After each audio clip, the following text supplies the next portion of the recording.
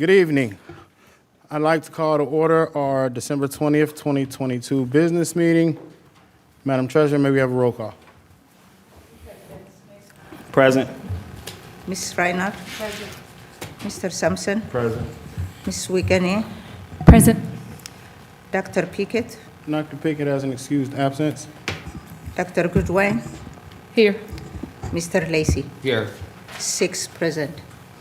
Thank you. May we stand for the Pledge of Allegiance?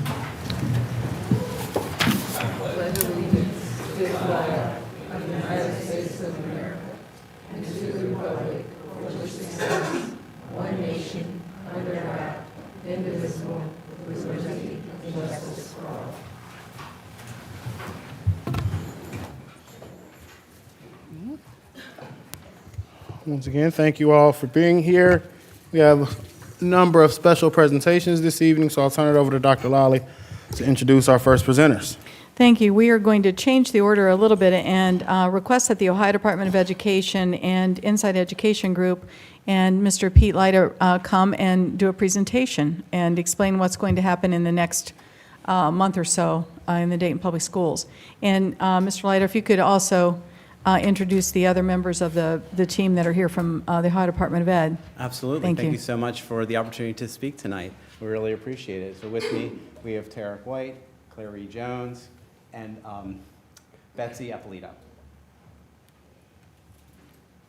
All right, so good evening, Dr. Lally, President Smith, Dayton School Board, and Dayton School Community. My name is Pete Leiter, and I'm a partnership manager at Inside Education Group. Can you go to the next slide, please? Thank you so much for the opportunity to share with you an overview of the upcoming district review process. We really appreciate the time and look forward to the opportunity to spend time in your district. Next slide, please. Tonight's presentation will follow this agenda in an effort to provide the board and broader community an overview of what to expect during the upcoming improvement review in mid-January. Next slide. As I said, joining me this evening is Tarek White and Dr. Clary Jones from the Ohio Department of Education. Just to give you a little bit of information about Inside Education Group. So Inside Education Group is an educational consulting firm that works in collaboration with schools, districts, and state agencies to develop sustainable solutions to their greatest challenges. We immerse ourselves in the challenges of educators in a contextual way that allows districts to leverage their assets so that when the partnership comes to an end, the district is able to continue making sustainable improvements for years to come, or the state. Next slide, please. And one more. Thank you. Presently, we are working in over 30 states and impacting over 4 million students across the nation. We typically focus on larger systematically impacting levers such as strategic planning, leadership development and coaching, recruitment and retention strategy development and implementation. And for the partnership that is impacting this work, the Ohio Department of Education wrote a request for proposal last spring in an effort to improve the school and district improvement review system in Ohio. Insight was awarded the RFP, and over the past 6 months, a team at the department has engaged with myself and my colleagues at Insight Education to revamp the review process. Insight Education has experience in the development and implementation of school reviews in numerous districts across the country. Now I'm going to ask Tarek to come on up. Thanks, Pete. Chairman, board members, hello, Tarek White, Ohio Department of Education. Formal titles, Ohio 8 Liaison, so I have a deep passion for the Ohio 8s. Currently, I'm the coordinator of this improvement review process.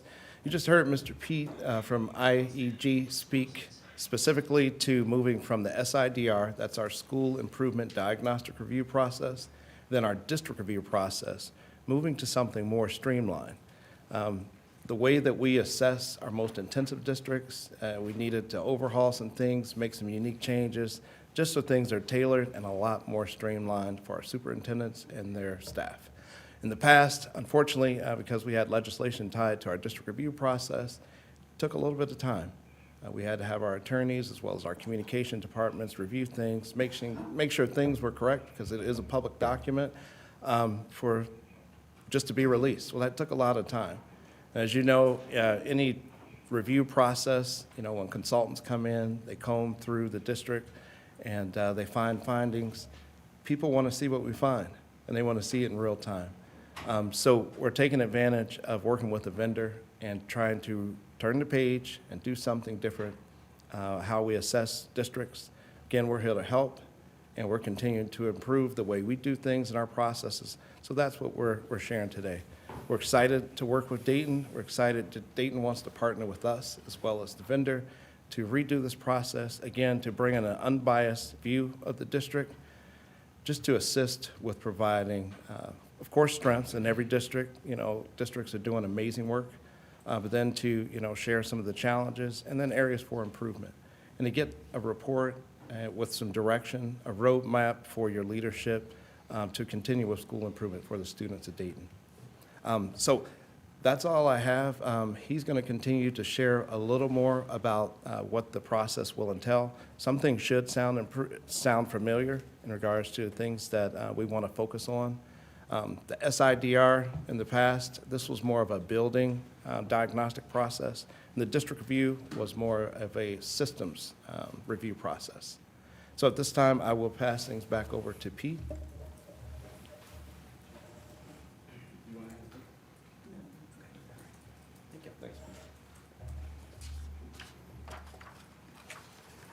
All right.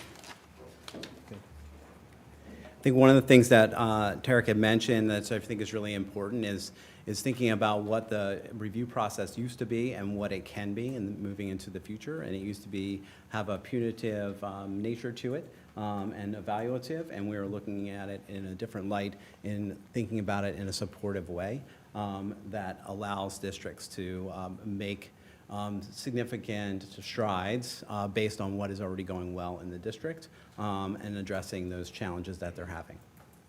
Next slide, please. Thanks. As we enter the review process, we want to acknowledge that each organization plays a critical role in implementing a high quality review process, and we ask that districts candidly share what is working and what is not working within their districts as it pertains to educator effectiveness and student learning. We recognize that in some ways the review process, particularly the on-site review process, is a snapshot, but request that it's an authentic snapshot of the district. At Insight, it is our goal to facilitate a thorough and collaborative process, which we have begun with Dr. Lally over the last 3 weeks or so in conversations. And then finally, we're going to lean into the partnership with the Department of Education so that they can provide general guidance coupled with the support that's necessary for continued improvement. All right. Good evening, President Smith, board members, and all. I'm Dr. Clary Jones.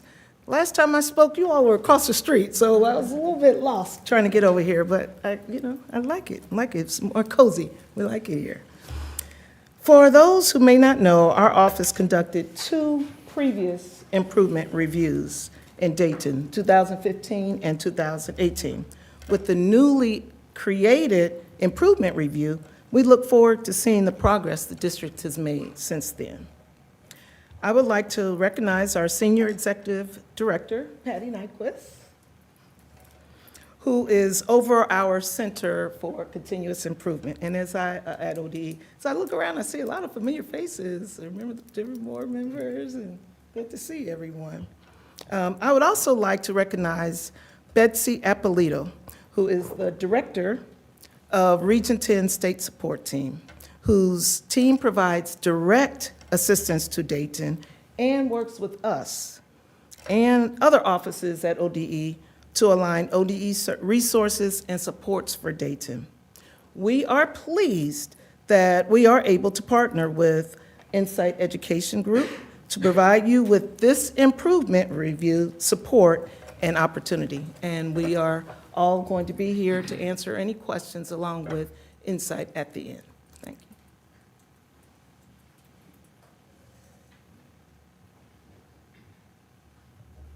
All right, if you could, next slide. Thank you. Again, as we think about the improvement review process, we're thinking about in terms of these 3 goals. That it's collaborative, that together we will discuss the current state of leading, teaching, and learning in the district, so that when we investigate each of these elements of the framework, that we will be able to be laser focused on the critical drivers of improvement. Dr. Lally, again, has already begun to share information about the district to help us refine our focus, and that will be really important as we get into the district in January. It also has to be comprehensive. Through a multi-pronged approach, we hope to gain deeper insight into the factors driving student outcomes, and this will be achieved through a data and document review, reviews of videos of building and district leadership team meetings and instructional coaching sessions, and additionally on January 12th and 13th, our team of educators at Insight will conduct an on-site review and will hold a series of focus groups. We also hope, and our third goal is for it to be supportive. We understand that the systems of support in Ohio are extensive, and we will work with the Ohio Department of Education via the state support team level with Betsy Apolito and the Montgomery County ESC to ensure that the future supports will align with the greatest needs of the district. This slide shows a high-level overview of the 5 domains of high-performing schools and districts. Under each domain, there are additional specific components that provide information to guide the improvement review. We have Domain 1, Structures, Systems, and Resources. Domain 2, Effective School Improvement. Domain 3, Culture and Community. Domain 4, Curriculum, Instruction, and Learning. And Domain 5, Recruit, Develop, Retain, and Promote Talent. Now thinking about how we gather information for each of the domains. Thank you. This roadmap provides an overview of the process, but it begins with the data and document submission. One of our core commitments is to not overwhelm the districts with requests for materials that are not going to inform the work already publicly available or having already been previously submitted to the department. And so we want to make sure that we are minimizing the impact in that way on the districts. The on-site review is a critical component that shows how the district is implementing practices in a systematic manner and will combine classroom observations with a school culture walk. During some of the classroom visits, we will ask building leaders to join the reviewers and reflect on the instruction that is observed in classrooms. This allows for calibration and coordination of instructional expectations. A third aspect of the review is video submission of various high-leverage practices, such as instructional coaching sessions and leadership meetings. These allow for reflection of practice and further discussion. And finally, we will hold focus groups with representative groups, employees, students, and parents to gain a deeper understanding of the district's initiatives, strengths, and opportunities for improvement. Next slide, please. All of the information is collected and then combined to develop a report for the district. At the conclusion of the on-site visit, we will provide verbal feedback to Dr. Lally that outlines some very initial reflections. Within 2 days, business days of the on-site visit, we will provide a preliminary report that will share emerging bright spots, growth areas, and recommendations. And then over the next couple of weeks, we will review and consolidate the evidence, compare it against a series of rubrics under each domain, and then provide a report to ODE and ultimately to the district. And at that point, we'd like to return to the Dayton Board to present the findings. And I know I shared a lot of information in a pretty quick amount of time, and I'm going to open it up for any questions that you have about the process. First off, I want to say I appreciate you and your team being here. Look forward to the process. I'm going to kick it off to the board. Anybody have any questions? Dr. Goodwine. Thank you. Thank you for the presentation. How often have you guys done this for us? Or is this the first time? This will be the first in Ohio Okay. for the Ohio Department of Education. So we've been working on the process since, I think, mid-August. Okay. In other places, can you just tell me a little bit about, have you worked with other urban districts, multi-districts? And after you've put in the improvement plans in, have you actually seen any growth from that plan? And like, what type of growth? Yeah, so yes to all of those questions. We have experience working in urban districts across the country. As some examples, we work in Syracuse, we work in Jackson Public Schools in Mississippi, we work in Clark County, Las Vegas. We work in my previous district in Delaware, which is an urban district as well. And we have conducted reviews in each of those districts. And we have had success, of course, with working with districts as a result of those reviews often. So typically at Insight, the way that we operate is a district will ask us to come in, we'll do the review, and then we'll work side by side with the district over the next months or even years to work on continuous improvement efforts. A lot of it has to do with the educators and the leadership in the district to take the feedback and help with implement an implementation plan, and then maintain, I think, the biggest drivers of improvement that are contained in that implementation plan. Okay, one more follow-up question. On your review framework, Domain 5 has recruit, develop, retain, and Yeah. promote talent. How are you guys addressing or even attacking this, knowing that post-pandemic, we've seen a decline in individuals entering education, entering transportation?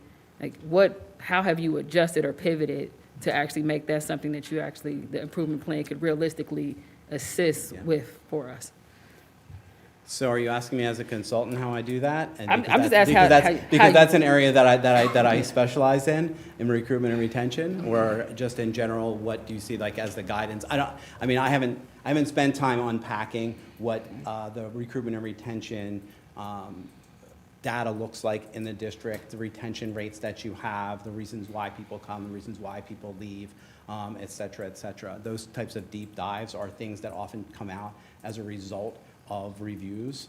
When I see districts that are being successful, so whoever the HR person is that's in the room, it's a multi-pronged approach. You have to have traditional roots to education teachers. You have to have alt roots teachers. You have to develop, grow your own programs. And then on the flip side, you have to be really intentional. And this goes to all the principals that are sitting out here. They know this around their retention strategies and how they're focusing in on keeping teachers engaged and having a sense of belonging, commitment, and significance. Thank you, that's all I have. Thank you. Down there to Mr. Lacy. This is the first time Insight Group has been here, but didn't you say there were 2 years that the Department of Education had done reviews? Did you say the 15th and the 18th or something? Or 2015 and 2018? Yes. And I'll let you come up.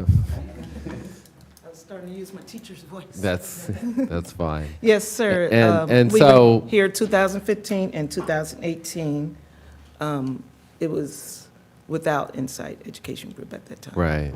So I mean, does this review process it looks at those, I'm assuming, or something, or it looks at whatever the plan was from the 2015 review and the 2018 review?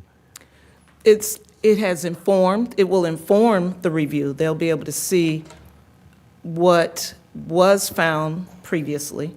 But as I think it was already mentioned, I think Dr. Leda mentioned, since COVID has happened, so much has changed. So it's a matter of almost getting new baseline information. And to the point of what happens afterwards, we'll talk about that when we get the review report back. But the main purpose will be for us to look at the new data, the baseline data, and use the recommendations to inform how ODE and state support team will align our supports to help the district. Okay. So, and we do want to emphasize, it's not a gotcha. It's not evaluative. It's simply for a support tool. I appreciate it. Thank you. Okay. Thank you, President. Thank you. Anyone else? If there are no further questions, look forward to the work, and we appreciate you once again coming out. Thank you very much for your time. We really appreciate it. I look forward to coming back after the holidays. Thank you. Thank you, everyone, also. Next presentation, Dr. Lally. Next presentation is for DMUSC and Declare Dayton, and Caleb Ingram is here as part of that group of pastors that worked to present something tonight. So, Pastor Ingram. Absolutely. Elder Farrell, if you would join me.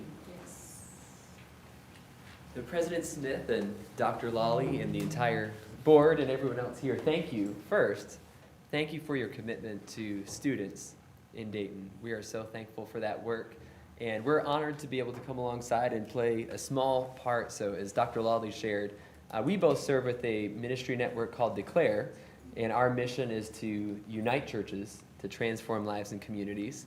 And as you can probably guess, Uniting anything, including churches, over these last few years has had its challenges, right? We can acknowledge that in multiple different levels. But one thing, as we talked about how as churches and as faith communities we can unite, not only in our worship together, but in our care for our communities together.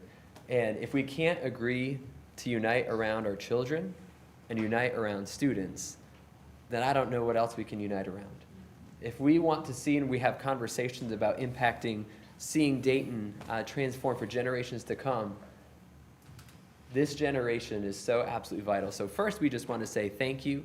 And as you mentioned, we are also partnering with Dayton Ministers United for Social Change, Pastors Renard Allen at St. Luke's Missionary Baptist, and also Pastors Pat Murray co-chair that.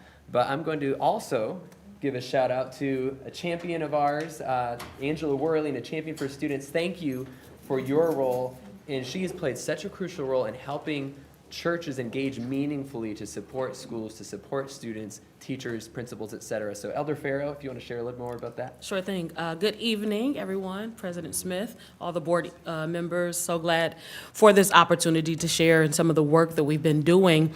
As Caleb mentioned, the critical need for us to invest in children. It was Frederick Douglass that said, it's easier to build strong children than to fix broken men. And so, you know, as the church, which historically has been a cornerstone, a pillar in the community, we find it our responsibility to make a commitment to education, specifically in the city of Dayton. We recognize the disparities of some of the churches and communities that we fellowship with, but educating them to understand why it is so critical that we focus on the city of Dayton. I am personally a product of the city of Dayton schools, and so it is my pleasure to promote and encourage churches and pastors to invest, not just financially, but to invest time, to be mentors, to have a presence in the schools, so these children and these students and their families understand that it's not just the administration, it's not just the educators, but it's also the people in the community that attend the churches that you go to. And so it is important that we get outside the four walls of our churches and that we have a presence in the schools. And we're so glad for the collaboration, again, with Angela Worley and some of the ministers and organizations that have been a part of this collaboration. And we look forward to further serving the city of Dayton and Dayton Public Schools. Thank you. Amen, that's right. And Pastor Allen has joined us, and he's going to share a little bit more of one of the ways that we are proud to support Dayton Public Schools. Good evening, and thank you for the privilege to greet you. I heard my mentor, Dr. Amos C. Brown of San Francisco, California, say years ago, quoting a popular minister of the 20th century, that it is not enough for us to say that we love each other, we love our kids, but this minister would coin a phrase that sounded like this. He said, if you really love me, tangibilitate it. And so I issued a challenge to the ministers across the Metro Dayton area, beyond denominational and racial lines through Dayton Ministers United for Social Change, to not just begin this school year by saying we love our children, but let's tangibilitate it. Let us put our differences aside and let us come together to make a contribution to the well-being of our students. It was that spirit that prompted us to request a meeting with you, Dr. Lally, which you granted us and gave us a good amount of your time. And we made inquiries about how we could make a significant contribution to Dayton Public Schools that would be of immediate results-oriented impact. And we learned of the Yonder Initiative. And even though it has been a subject of controversy and conflict, we were persuaded that anything that promised to enhance the focus and performance of students, we wanted to be a part of at least its experimentation. If it doesn't work, then it doesn't work. But we believed it was worth a try. And so I called on pastors, again, black, white, Baptist, non-denominational, Methodist, you name it, to just send some donations in to Dayton Public Schools to help make sure that this initiative, in terms of its experimentation, would not be relegated to one side of the district, but that indeed all of the district would be able to benefit from this experimental initiative. So it is in that vein that I'm pleased to present to you on behalf of the pastors and ministers who make up Dayton Ministries United for Social Change, some of which are here today, and I'd like to invite them to stand at this time. It is our pleasure to present to you a check to Dayton Public Schools for $5,000 from Dayton Ministers United for Social Change and in partnership with Declare, led by my good friend and brother, Caleb Ingram. And we do believe, like the United Negro College Fund's mantra states, that a mind is a terrible thing to waste. And so we consider this the beginning of our anti-waste movement. Thank you.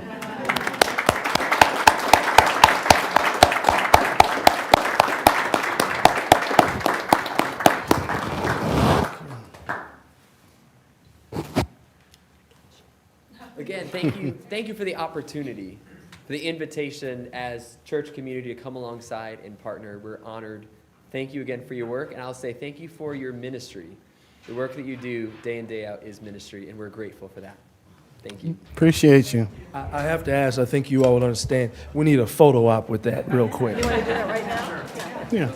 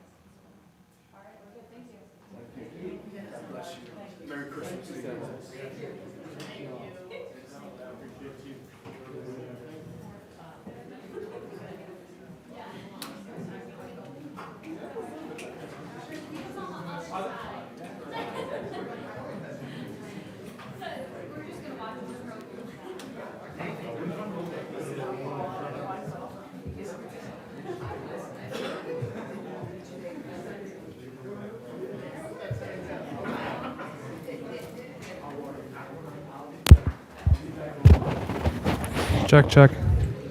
Is it good? Good? Okay.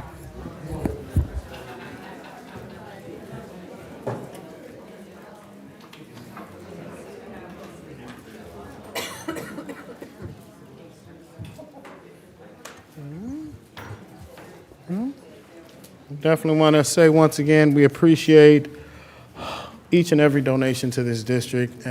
We really do. Can't state it enough. How much of a good thing it is for the community to partner with Dayton Public Schools. And like we said, not only financially, but with time, with efforts, with yourselves and your whole being. So appreciate that. Dr. Lally, our next presentation, please. Our next presentation continues the athletic updates for the next three schools. And we will ask for opponents to come forward, Principal Heather Davis, and then she can introduce her team.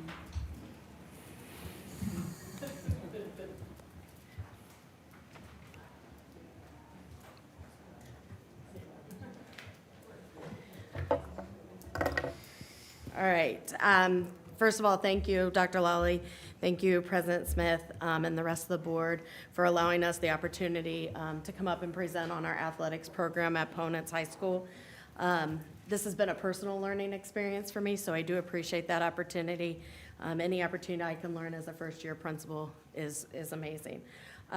Tonight with me, I have Mr. Perkins. He's my assistant principal standing here behind me. And unfortunately, Ms. Holt and Mr. Bass, who are both a coach in our building and our site coordinator, were not able to make it. So we will go ahead and get started.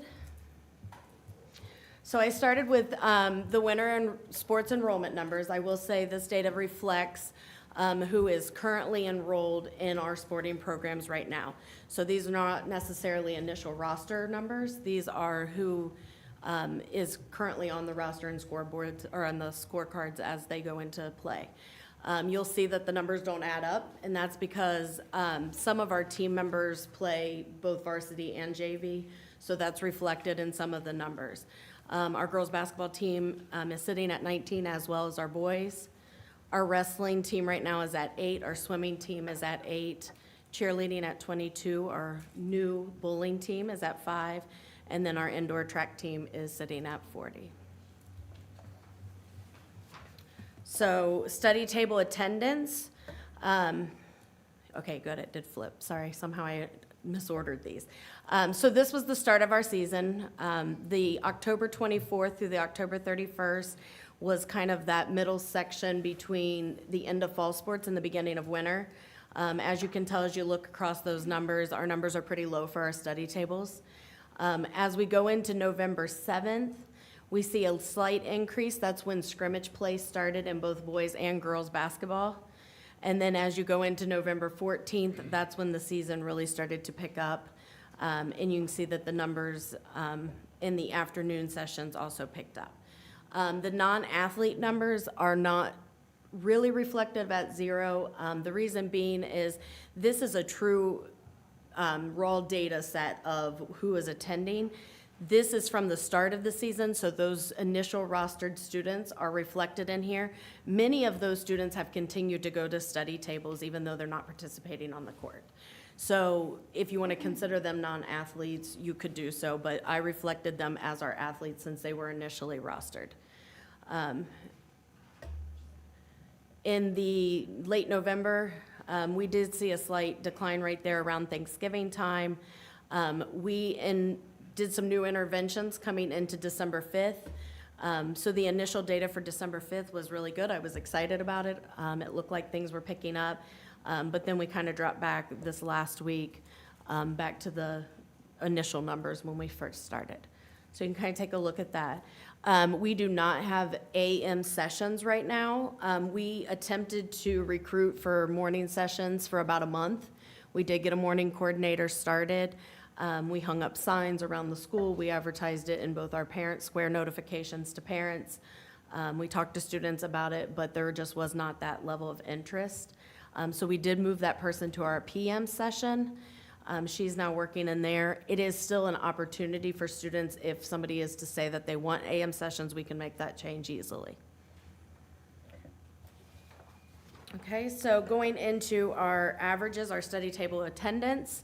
I'm not going to take you through it, but if you have the link up at the top where it says average by team, I do have a spreadsheet that I have created.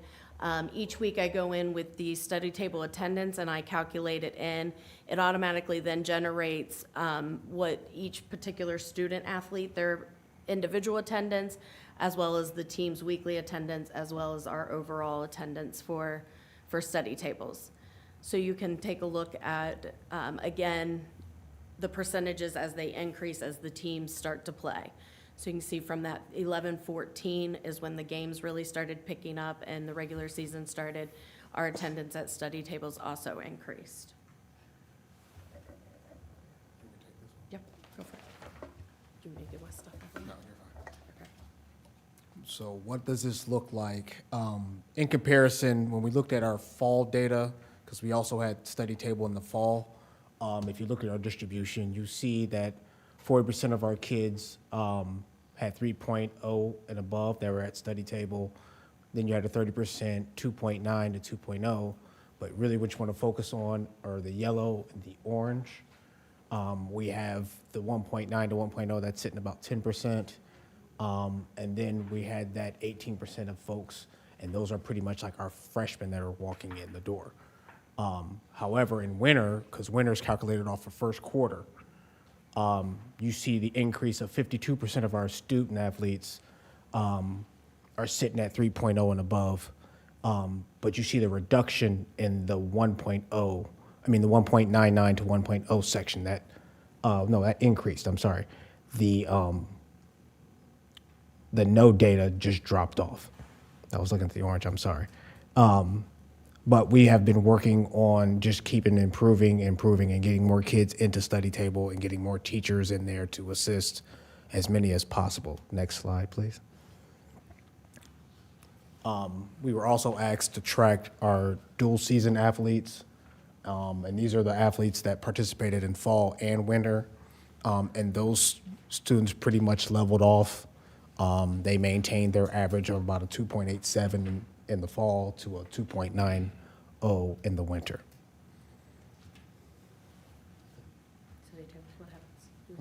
Oh, you been talking about study table? Okay.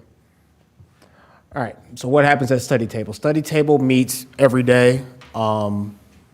Dismissal's about 3 o'clock, so they meet at 3:10 promptly.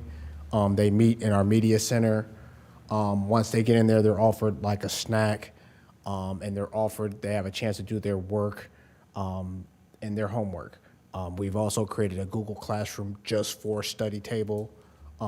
We send like motivational videos, any announcements, any changes in the study table we place there. Students also, when they don't have other things are going on, we also have folks that assist in like NCAA clearinghouses, make sure that kids are eligible for college scholarships and things like that. We also have programs here that also assist with ACT, and we also look for scholarships. So we try to make sure we're attacking the whole student in that section. Next slide. All right, so our efforts to recruit students and attend study tables. At that first start of the season, our site coordinator held a meeting outlining how study tables would work, as well as what would be required for a student to attend. It's our policy that any student who has an F in any of their core classes are required to attend. And then if they have a D, it's a recommendation. So once those start, and I'll talk more about how I promote that here in a second. I do a weekly newsletter. I send that out via Parent Square weekly.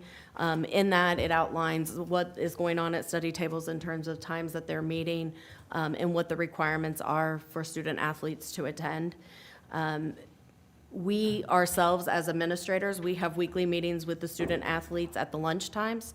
So on that progress monitoring sheet that we receive from athletics, we pull that information up with us at our lunch while we're on lunch duty. We call those students up, we review their grades with them, we have them sign off on that. So it's just a touch point that we can informally meet with kids and tell them where they're at.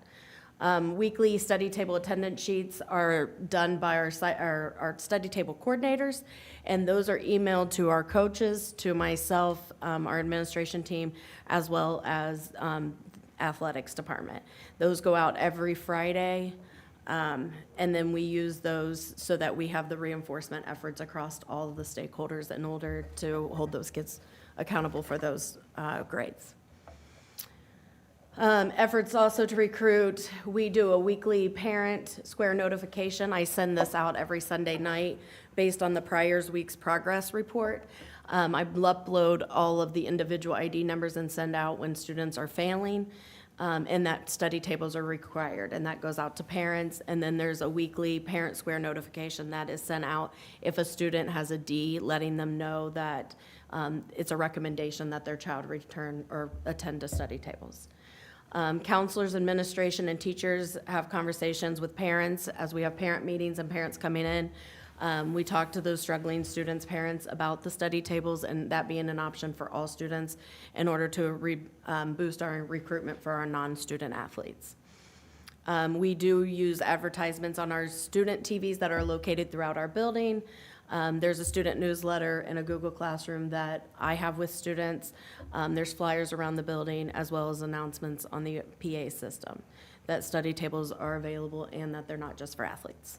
And then we are daily reminding students in the hallways at dismissal.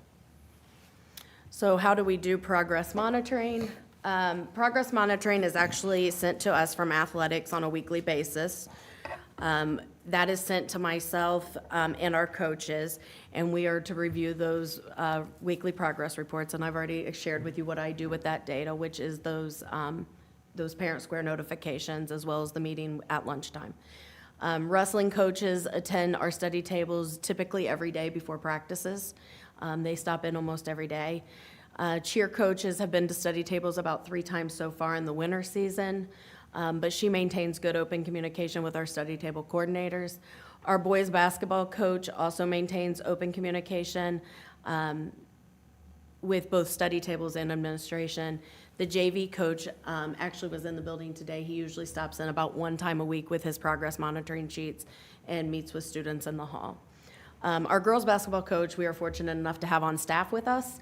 So he has a daily check-in with his students and can have immediate access if there's problems or concerns.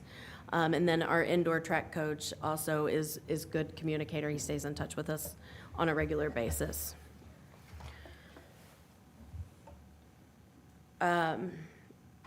So again, there's the reporting student failures. That's reported weekly by Parent Square. And the time with lunch, so we kind of already covered those.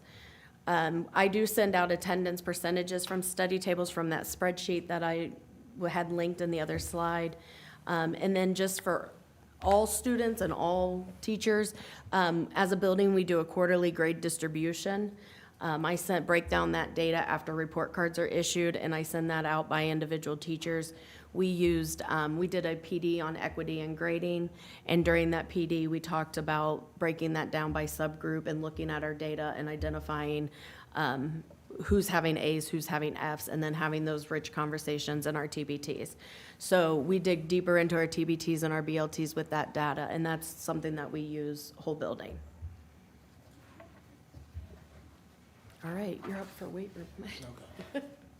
All right, use of the weight room. Currently, right now, only coaches and our sports teams are using our weight room. The coaches supervise their own student athletes. We've already provided a schedule for them, which basketball twice a week, track twice a week, wrestling 1 to 2 times as they practice, and then right now football has just started. And then other other teams can use it, but they just haven't at this moment. Next slide, please. Currently, non-athletes and staff cannot use our weight room, and that's just due to proper scheduling and supervision, making sure folks can actually monitor folks in the weight room. No staff has the ability to use the weight room as of right now, but of course, there's been interest, but we just have to work on the logistics right now. All right, so some action steps that we see moving forward. Again, I want to thank you for the opportunity to do this. I really have given a lot of thought to what needs to happen moving forward. So we look at, maintaining regular conversations with our athletic teams, our administration, coaches, and study table coordinators. I would like to see that become a regular part of our meeting schedule on a monthly basis. Part of that, for me, I think establishing some procedures to obtain copies of the scorebooks so that I can know who's playing. That helps with the rostering piece a little bit. And then establish communication with the coaches about grades. Right now, a lot of that communication is, a pass-by conversation or it's an email. And I think that warrants more than just an email or a pass-by conversation. So having those regular meetings to be able to communicate that.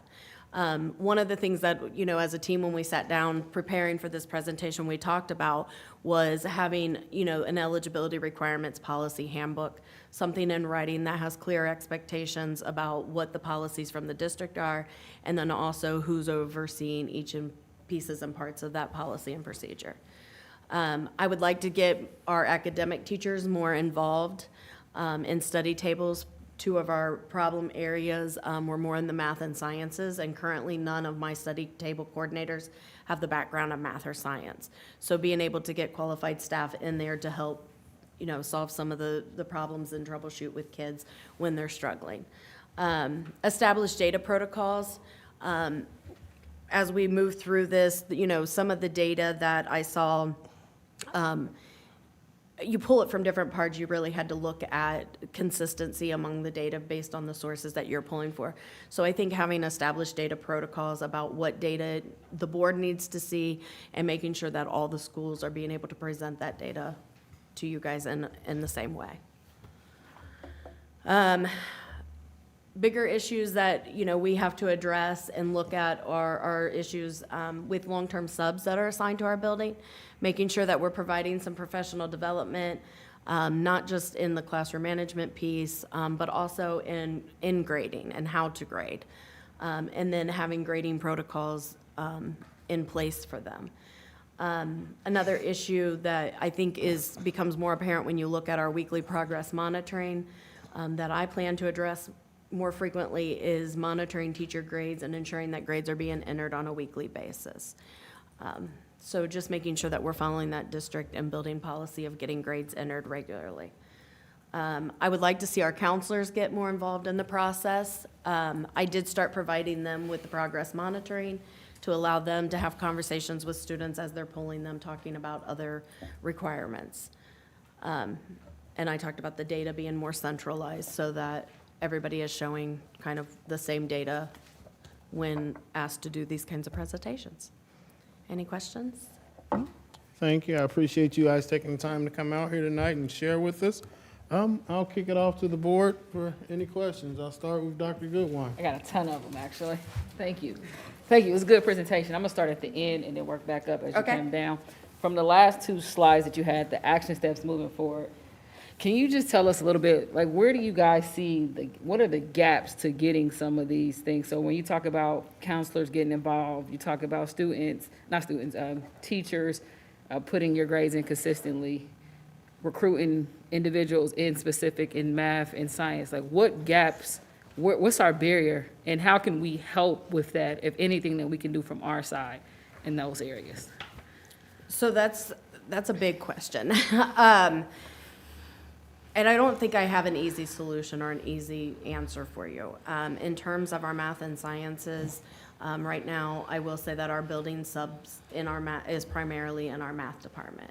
So one of the things that I have tried to do is work with young scholars because they will work with students who are with their program and they can bring a friend to tutoring. So we've tried to reach out to them and try to maximize some tutoring there as well.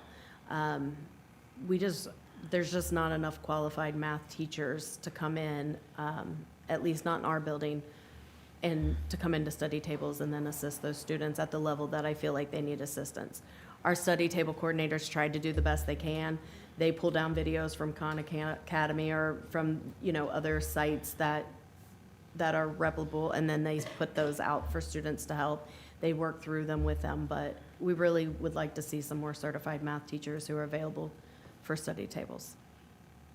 Okay, and then the other areas, so the counselors being involved, the teachers. So that counselors, part. to me, I think was really just not something I ever thought about initially. Once I started digging into this presentation and I started thinking about how else can I get wraparound services for kids, that was an easy fix right away. I just started sharing that progress monitoring and started having those conversations in my counseling meetings that I already had set up.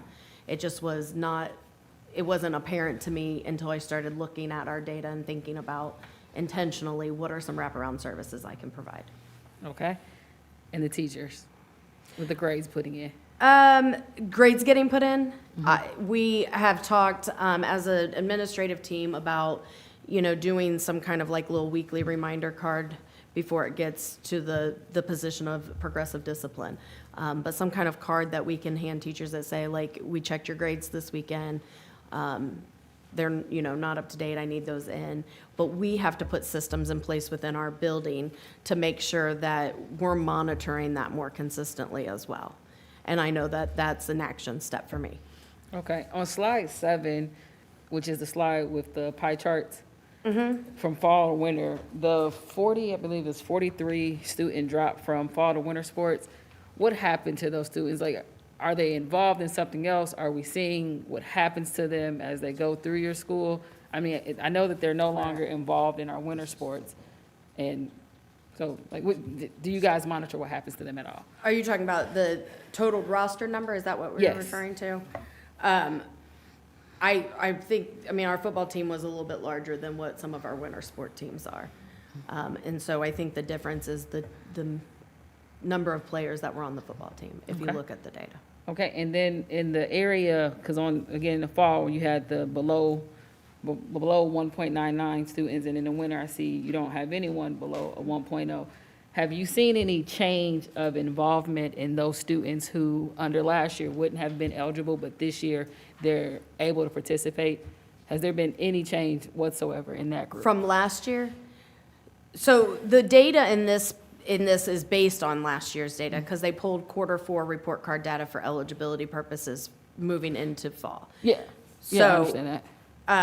the no data comes from our freshman students. I pulled them because they have to pass so many classes in order to be eligible coming in from an 8th grader in that fall season. So that's why you have the no data, because there was no baseline for the GPA.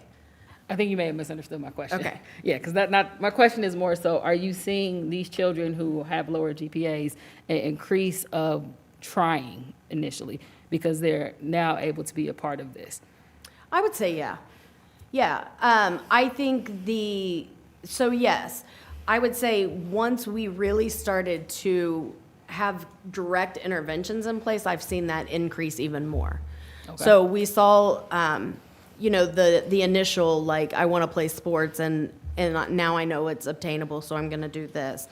But then when I started to really focus on this presentation and what action steps I need to take in order as the principal, and started to make those parent square calls, started meeting with students one-on-one, and we really started putting a lot of attention to it. I see that more so. There's a feeling of acceptance and, like, we're wrapping around the student and we're helping them to move forward. Okay, and I know we invested this year in the actual study hall coordinators. Was that beneficial to you guys, having 3 versus 1? Is that an Absolutely. area that, I mean, and I'll pass my questions on to other people because I got Yeah. a ton, but if you could ask us for anything, or if there's something that we could do more as a board, what would that be? Math teachers. I mean, I would really like to have some certified teachers in the math and science areas. That is where, when I started to look at my GPAs, and I started looking at course failures across the board, those are usually my 2 areas that are hardest hit by my students. So if I could have more support in the math and sciences at my study tables, I think I could get those grades up a lot higher than what they currently are sitting at. And you said that your current math and science teachers are long-term subs? Not so much science. I have a lot of new teachers. They're new to education in my science classes, but my math teachers, I only have 2 certified math teachers. The rest are long-term subs. Okay, I'll pass questions and I'll come back. Any other questions from the board? Mr. Sampson? Thank you, Mr. President. One of the slides, I'm just curious to understanding, staff IDs don't work. What does that mean, and why don't they have access to the weight room? The staff IDs to the weight room don't work. So when they scan their badge, it does not allow them in. I don't know what the answer to that is. I just know that that's the case. At this point in time, the only access to the weight rooms was for students and their coaches. My badge would have to be activated for me to go into the weight room as a staff member who's not coaching. So let me ask this question. Does administration's badges work to the weight room? You know, I'll be honest with you, I didn't check mine. Did you check yours? Yours doesn't? So shouldn't administration have access to the weight room? Do you have a key to the weight room also? We have a key, yeah. Okay. Okay. I have a key. Okay, thank you, Mr. President. Okay, any other questions? I had a couple. So when we talk about at the study tables, what happens there? Can you kind of tell me where are the students gathering for the study tables? Are they breaking off into groups? Just how does that look like? Take it. Do you want me to? Okay, so they're in our media center. They break off by team. So as you go into the media center, each team is sitting in a different location.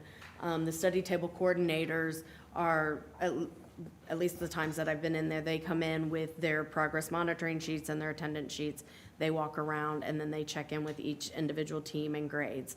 And then they are there to service the kids after that initial like 5 or 10 minutes of check off to help them with whatever they may need help on. Okay, has there been any problems with distractions between teams or inside of the teams? No, not, that's been brought to my attention, no. We do, I mean, of course, if we have a strong math student that is attending study tables, we'll use them occasionally to help another student. They may be from a different team, but we utilize that student to help some peer tutoring. Okay, and I saw where you had the requirement for those that had, what was a recommendation for those that have a D and a requirement for those with an F. Do any of the other coaches for any of the teams have any different kind of team-specific regulations for study Yeah, table there is some attendance? variation among teams in terms of who they require their student athletes to attend. Like our cheerleading coach, I know she requires all of her freshmen to attend, whether they're on target or not. All freshmen have to attend. Mr. Bass, our girls' basketball coach, is starting to push more for all of his team to attend on a daily basis. So there is a little bit of variation rather than just who has to. Okay, and have you guys noticed any difference between those that have these kind of guidelines for what they want on their team and those that don't? Or have you not really been able to kind of dive into that data? So and again, this is all data that is linked to that presentation, but if you pull that up, I'm going by memory, but I believe like the cheerleading squad, they have one of the higher attendance times at study tables of percentages. I don't know in terms of grade point averages that I've noticed any difference. We have noticed some trends in attendance, but not necessarily, well, it is by team, but it's also a demographic disparity too, which is where like our EL students tend to have higher school attendance. They also tend to be on like our soccer team and our indoor track. And so there's that change or that data change. But I contribute that more to a demographic kind of thing rather than a team itself. And currently, you said you have 3 study table coordinators? We do. Okay. I will kick it off to anyone else if they have any further questions. Dr. Goodwine? There's a slide on here, I think it's 9, what happens in study table. Have you guys been able to look at how students and scholars actually study and prepare for classes and offer any of those type of tips to like see if there's gaps happening at that level of just comprehension and all that? No, we haven't, but I like that. Yeah, I mean, it's a lot of kids that, I mean, I can even say me going to college, I didn't learn how to study until I went to college. So in like high more of a school. study skills. Yeah, and that's, embedded. because I see you got a good list of things here, but that may just be something. In regards to, can you tell me, how is the flow of communication between the building academics and athletics? Is it good? Can it be better? Are there pain points? How is that working? It can always be better. Okay. So it's really kind of slated through the study coordinators. I mean, the study table coordinators, they do the bulk of that. You know, some of the things that I've even thought about is, would it be beneficial for academic teachers to see who's attending study tables? And everybody in the building have access to the same kind of spreadsheet and same kind of information. You know, you're gonna have some teachers who would look at it and value that data. Then you're gonna have some that won't have time or be able to do it. But I do think there's some value in trying to bridge that gap a little stronger, most certainly. Okay, and then at that leadership level, do you guys share things that are working with you with other administrators in our district and vice versa? Are they sharing things that are working for them? Like, are you guys communicating at all for? Not as much as I would like to, but yes, you know, when we have some of our principals meetings and stuff, we do take the opportunity to share some of the things that we're doing, and that's working in our building, and take suggestions from others. It's probably on a monthly basis that we have those opportunities. I've learned a lot from watching some of my colleagues in action, though. Okay. Well, I want to say, I really appreciate, because you guys are a part of an experiment that is the first of a kind from this Board of Education. And I can see, as I see, not only in your schools and your students, that you guys are figuring out what works and what doesn't work in this space. And we are really depending on you all to really help us solve with what we can do to support you, because academically, as our students increase, I mean, they're going to increase in everywhere in life. So I really do appreciate the approaches that you guys are taking. And I know when you go into the spring sport, there will be some more adjustments that you've learned from your winter sports. Yeah. So thank you for being candid with us. Yeah. And again, because you'll be asked to come back.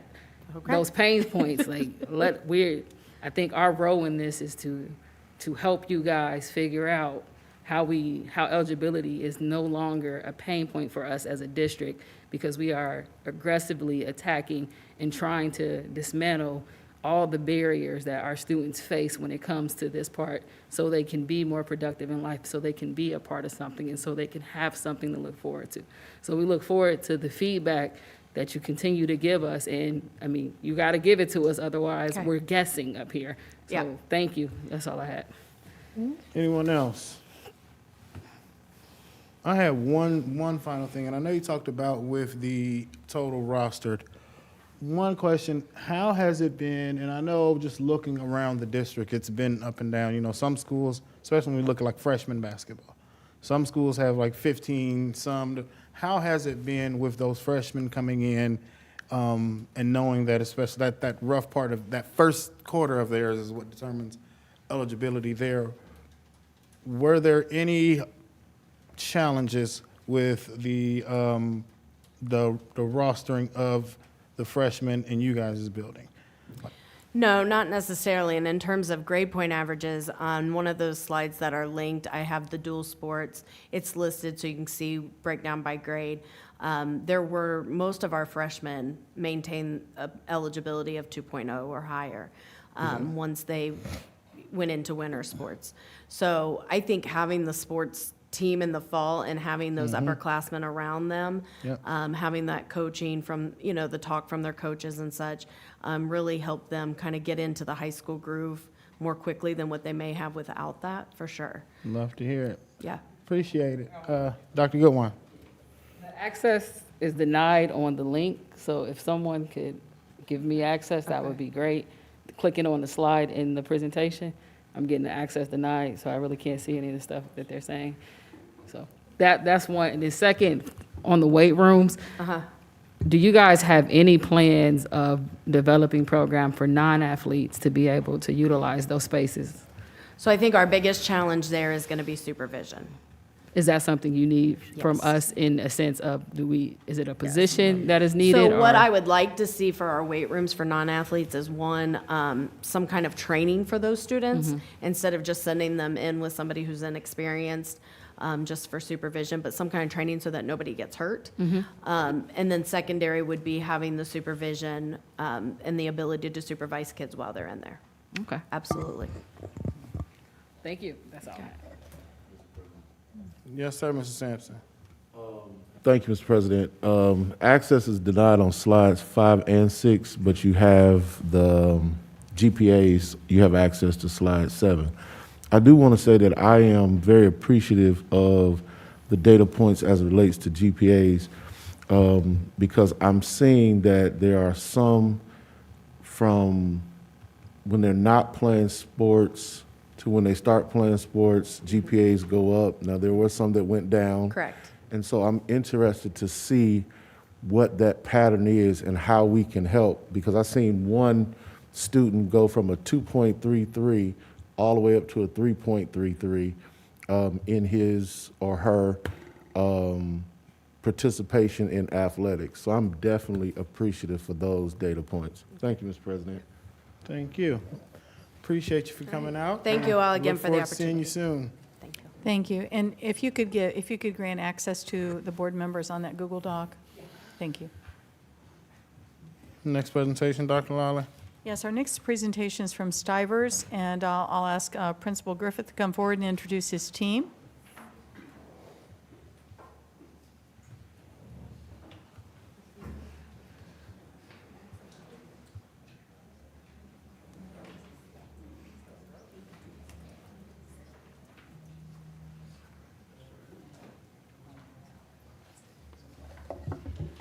Good evening, Superintendent Lally and Board President Smith, the distinguished board. I suggest that we put Pornet's slide back on so we can get started.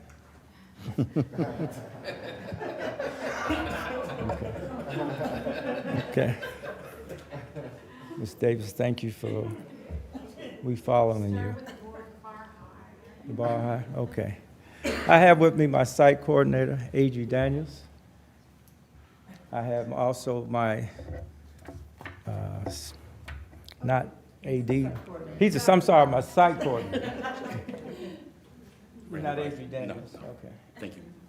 Randall Reisner, you know, he's been in the district for some years. A.G. Daniels is our study table coordinator who's been doing this for a number of years, and Stivers has had a study table for not only athletes, for all our students since the inception. One other thing that Stivers has too is that we have teachers who work with our students every day that have certain days a week that they're available for students, athletes, and everyone to get that one-to-one attention in that content area where they are struggling. We all know that the study table is just a support base to try to help, but if students' grades are going to change and students' attitudes are going to be changed, it has to be done within that classroom. So we try to do what we can do every day in that classroom and between hours of 3 to 5, not only in a study table, but in a classroom where that student is having the problems in. Mrs. Daniels is going to go over our study table plan. Mr. Reisner and I will be ready to answer any questions that you have. So we'll get started. Hello. So as you can see, I've got the high school winter sports enrollment up with each of the coaches listed, and they're not differentiating between JV and varsity. So we have our total enrollment of 91 students in the winter sports. Here's the middle school winter sports enrollment, so study tables is inclusive for middle and high school. The high school officially runs from 3:15 to 4:15, but the high school kids can stay until it ends at around 5:15. But the middle school students arrive right around 4 o'clock and stay until 5 or 5:15. So you can see our enrollment of 26 eighth graders and 20 seventh graders for winter sports. The high school fall sports enrollment, varsity was 87, and we did have JV. We had 9. Volleyball had the varsity and JV. The middle school sports enrollment was just 31, combination of 7th and 8th with our girls volleyball and our cross-country team. There are links that you can click on for the fall data and the winter data, as well as a Stivers study table overview where I talk about how we typically have over 200 students each week at study tables, averaging around between 50-something to 70-something students per day. Our study tables are Monday through Thursday. The fall data has each kid's ID number, as well as the winter data, their fourth quarter GPA, their first quarter GPA then from this year, as well as the number of days they were absent during each quarter, and it will have their suspensions listed if there were any as well. Study table attendance, we started our study tables the week of August 22nd. We have a sign up in the main office letting parents know that stop into the office, as well as students that come into the office, that we have study tables, and we have it on the announcements as well, that any kid in the entire school is welcome to attend study tables. So it was all non-athletes in the beginning because we hadn't established any teams. And we've continued. You can see the athletes listed and the non-athletes. Now, the athletes that are listed are only the mandatory athletes. We have lots of athletes attend our study tables, but they're under the category of non-athletes. We're just differentiating between those that have to attend, the mandatory ones, and then the rest of the student population. And it continues through last week. I didn't put this week's on. We only cancel when we have a faculty meeting or PD. There are 2 study table coordinators, myself and then Terry Sorrell. So we're both math teachers, so we are at an advantage in that sense. And she was hired maybe 4 or 5 weeks in, 4 or 5 weeks into the school year. We have decided in the recent, probably past 4 weeks, to pull off the mandated kids, and they are in the credit recovery classroom. And there are computers for every single kid that would need one, as well as tutoring with Ms. Sorrell. So Ms. Sorrell is most likely to have had them as a student or have them currently. I do not have any mandated students in any of my math classes. But I teach honors and AP math classes, so I have kids that are students of mine that come to study tables and tutor other kids. So I tell them that they can put it down as community service and list it on their college applications that they work study tables. And so there's a separate sign-in sheet for those students that I keep their hours. And I usually have about 3 to 4 attend every day that more kids can get one-on-one help. So we have peer tutoring. Average by team, you can see, but I did put in parentheses how many kids we're talking about. So 3 girls in basketball, 2 boys in high school and 2 boys in middle school, no wrestlers, no swimmers, and 7 cheerleaders for the mandatory study table attendance. So the percentages can be greatly affected by 1 kid not coming when there's such a small number of kids that are mandated. And here's the study table average in the fall. And what study tables look like at Stivers. They're Monday through Thursday. Kids can stay after school on Friday. We don't have very many kids. I usually stay on Fridays, but that's up in my room. So high school, 3:15 to 4:15, but again, they can stay beyond that. But mandated kids, it's 1 hour, 4 days a week. Middle school, 4 to 5. Typically, I stay later than that, but the mandated kids, it's 1 hour. So again, 4 to 5. And again, the high school kids can stay the entire time.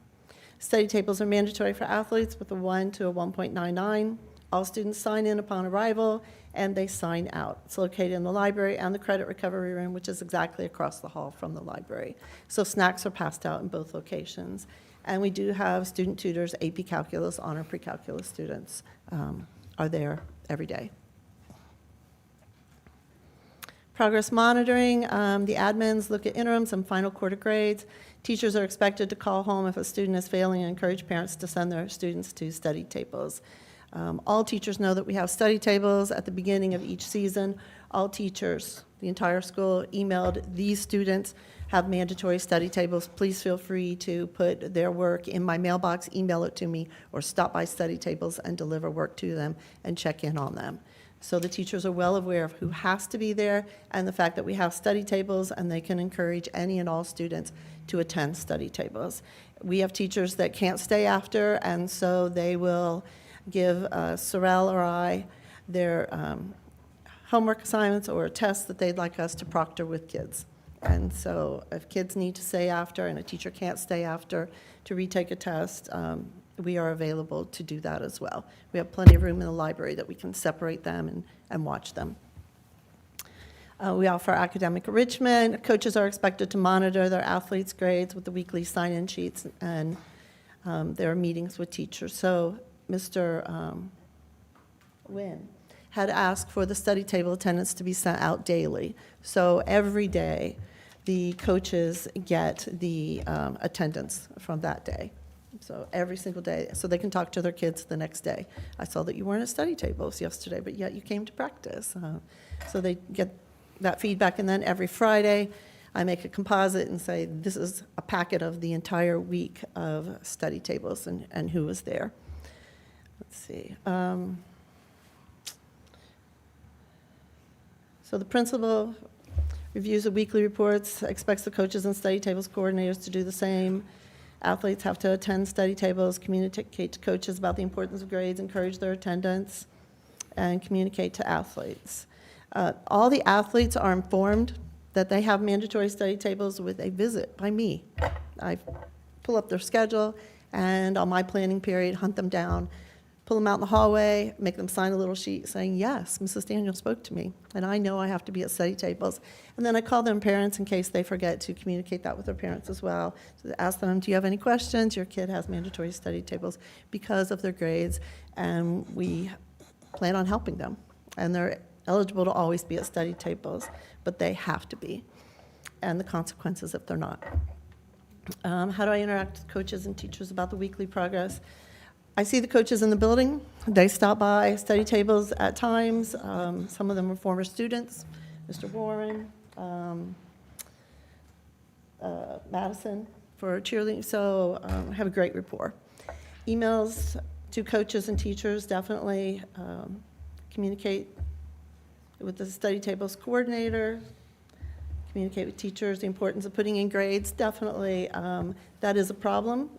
And it's been put onto the kids now to get their teachers to put their grades in, but they're like, but I turned all that work in. Go and talk to your teacher, apply that pressure constantly. Say, I really need you to update your grades because I might not be eligible. So I really want to play this sport. Please, please put the grades in. Next slide, I guess. Recruiting students. Definitely, coaches and athletes are met with every quarter. Mandatory study tables, they've been told. A lot of the kids don't want to be in mandatory study tables, so they understand what it takes to get off of the list and, not have to come. Admin makes phone calls to parents. We have the parent square with emails that go out about study tables all the time. Questions? You guys said you wanted that? I'm happy to answer questions as well, though. Thank you, great job. One of the things when you talk about coaches and you look at our numbers, we're very fortunate that we don't have large numbers. We're in a school, especially for our males, because we have less, our male population is about 28% of the school. Since I've been there, we have not had a 7th and 8th grade team until this year that it had more than 6 or 7 kids. This year we had some 7th and 8th graders. Mr. Smith's son's part of this team, and they're out there, and we got coaches in our building, and they're working hard, giving them an opportunity to participate and be a part of a team. It's not a number one goal, and I'm not knocking sports as an ex-athlete and coach, and Mr. Reisner, close your ears, but Stuyvesant sports is not number one. We are very fortunate that our students come in our building because they audition for their magnet. So if we can get athletes that can come in, there's not many 6'6", 6'5" athletes that play a flute or dance or sing. So we accept what comes in there, and we try to put teams together. Our coaches have to coach. They can't roll out the ball because they have to teach our kids how to become better athletes, how to become more skilled. So it's important that who we put in front of them. The expectation is there every day for us in regards to our students doing the best job they can do. Our job is to prepare them in their magnet program if they choose to go to college that way, but the most important thing is what they do academically in those classrooms. And that collaboration has been great. The support we get from our parents, still outstanding. We always had an open door policy. I'm probably one of the easiest people to find because I'm probably there all day and all night, just about. So we make that available. So I'm open for any questions. Can I address one thing as well, especially with the attendance? One of the things is the School for the Arts, a lot of our kids are involved in other programs as well. Most of our cheerleaders are part of the dance department. WDANZ was in the November time period. Basically, roughly 80% of our cheerleaders after school had to go to mandatory dance practices at that time. Then we go right in from that into the Stivers Celebrates, and a lot of our kids are involved in that. Our boys basketball players, a lot of them are involved in the CTE program, which sets up for some of the other programs as well. You also have Scholastics, which is due this, I think it was the 16th, December 16th. A lot of our students involved in the Scholastics program as well. So when you look at the attendance, it's hard to look at that without also looking at when they have to miss a mandatory study table because they're part of a magnet program, but also when they're a part of a game, they can't go to the study table that day as well. And so when you look at that and look at it from a bigger picture, and again, this would be anecdotal, at the end of the year or this semester, I think we'd be able to give you a fuller picture. But anecdotally, I think a lot of that attendance numbers are going to be reflective of games and reflective of practices and things to that nature as well. Thank you. Thank you, all of you. I appreciate the information, and I also appreciate the context given with that information. Definitely love seeing you guys out there, and I think Principal Griffith is right. I think you may be there till the doors close daily, so I really appreciate that, sir. Any questions from the board? I'll come this way first. I'll go to Brother Sampson. Thank you, Mr. President. First, Mr. Griffin, you can be 6'4" and play a saxophone. Thank you so much. So, thank you so much. Thank you so much. Couple questions. What does it take for a mandated, I heard that a lot, what does it take for a mandated scholar study table? How do they come off the list? What does that look like? Well, one of the things we talk about is how we look at what the GPA is. Is the GPA for this 2 weeks, for this quarter, is the GPA that they brought in this year? So when you're talking about changing GPA, that's a lot. But when we're talking about the mandatory, we looked at the kids that came in with the 1 point to 1.99. So that we looked at as mandatory. Now, when we got students that got over 3-point average and high 2-point averages, the reward for them is that they choose to go to the non-athletic study table. If they have something to study, they worked on the project, and the other students are with their groups, in which they're smaller groups, which gives that teacher, that our math teacher, Ms. Sorrell, working with that group, it has smaller groups to work with, and also we have in a room where they can use computers. But as far as being mandatory for those students, when students are, because our students are busy, we're not making no excuse, because our kids are doing practices in other areas in that building every night. And then, they're sacrificing, and they know the biggest sacrifice, what's mandatory in our building is what the magnet's doing, not with the athletic program. The mandatory, if they have to go to a dance practice or have to go to a choir practice, that's mandatory over athletic practice. And that's the way it is been at Stivers. So it's hard when you look at our mandatory, we got a couple kids in there. And, to be honest with those kids, are they giving the effort that we want them to give? Maybe not. They're not giving the effort because they're not giving the effort between 8 and 3. And we can't solve that at 3 to 4. And that's what we had conversations I had with them and their parents and with their coaches. Are we really serious about them wanting to do? They really want to improve, do they want to be a part of it? But they might be a part of something else because they might be doing well in their magnet program, and they're doing that too also. So, and like I say, our numbers are affected because we don't have a lot of athletes, especially young men, involved in sports. And we don't have footballs, which is the major sport. So we're coming along with our minor sports with soccer. Soccer's big with us, with our boys and our girls. And of course, everybody, basketball, to the extent that we have a varsity and a reserve team, but never had a freshman team. To answer your question from what we would consider mandatory and how we structured it, there's 2 ways. Number one, under the Ohio High School Athletic Association rules, you have to be passing 5 credit level classes, and one of those cannot be gym.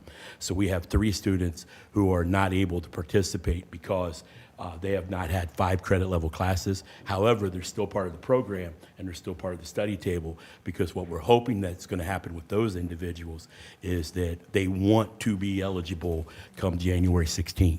And so when this semester ends, what our hope is, and what we've seen in the past when we've allowed coaches to have that opportunity, is we have seen kids move from that level of not being able to participate to now being able, and again, you may move it from a 0.75 GPA to a 1.7 GPA, and we'll look at that at the end of that second semester, or second semester. And then what you see, to me, growth is growth. And that's what we're looking for when it comes to that. The other aspect of it that would be the mandatory is, I believe it's the 1.0 to the 1.49, if I recall correctly. And then that's part of the mandatory as well. And so what we hope with those young people, and again, the ideal goal is obviously to get everybody highest grade as possible. What our goal is improvement.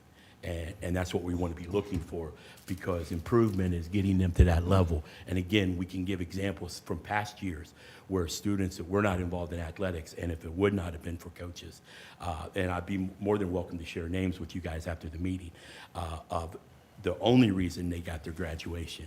And I can still remember all of those individuals waiting for that one grade from a Miss Sorrell, and they come running up the hallway because they graduated.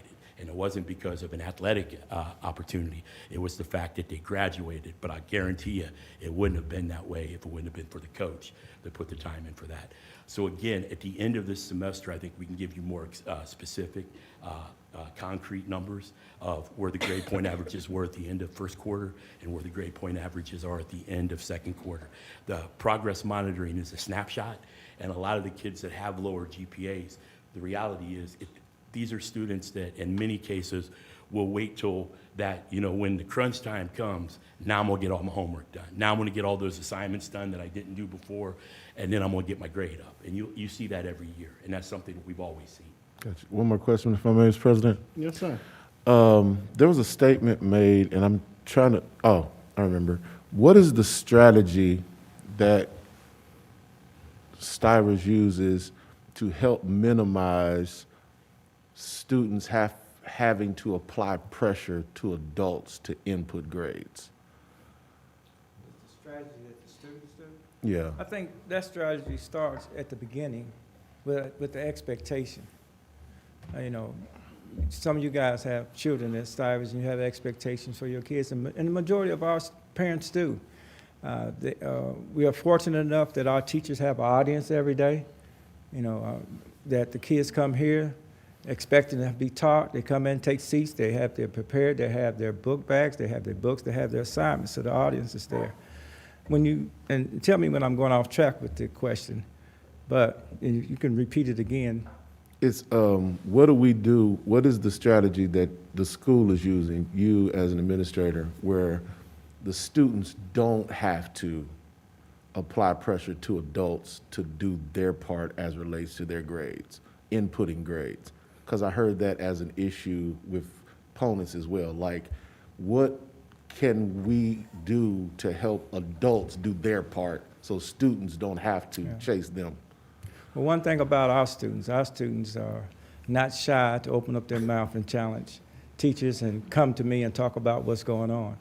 I think our staff and Adrian and Randall, who's still in the classroom, can tell you, our kids will step up and say. Our kids will talk about if they don't feel challenged in their AP or honors classes. They'll have a problem saying that. They have parents. Now, our parents have been patient. Parents will tell them, they'll go home and tell the parent, but it comes through the kid. And we send them out there. Our staff knows they have to be prepared every day to teach because our kids are expecting that, and they will challenge them. So that's pretty much our kids themselves. You've taught your kids to be independent learners and take pride and take ownership in what they're doing every day in the classroom. I think that helps spread among the building, and the expectations that teachers know they have to meet that for our kids. Thank you so much. Thank you, Mr. President. Thank you. A couple of things. First, I do want to echo the sentiments of the coaching that goes on over there, because even with we know that there's the huge focus on arts, and as a person with 2 kids, I've definitely seen the arts program. One of the things I do want to note is with that coaching and the culture, I think part of that arts culture, which I do love, is that it creates a discipline as well. Because if you even look at Stivers, you have the girls' soccer team has been our city champion. Our boys' basketball team at Stivers has 2 district titles in the last 3-4 seasons. Nobody matches that. The volleyball team just put a kid in D1 for the first time in this district's recent history. So I think there's a great thing that should be lifted up on how we can marry those things of the lessons taught through the art curriculum feeds directly into the athletics as well.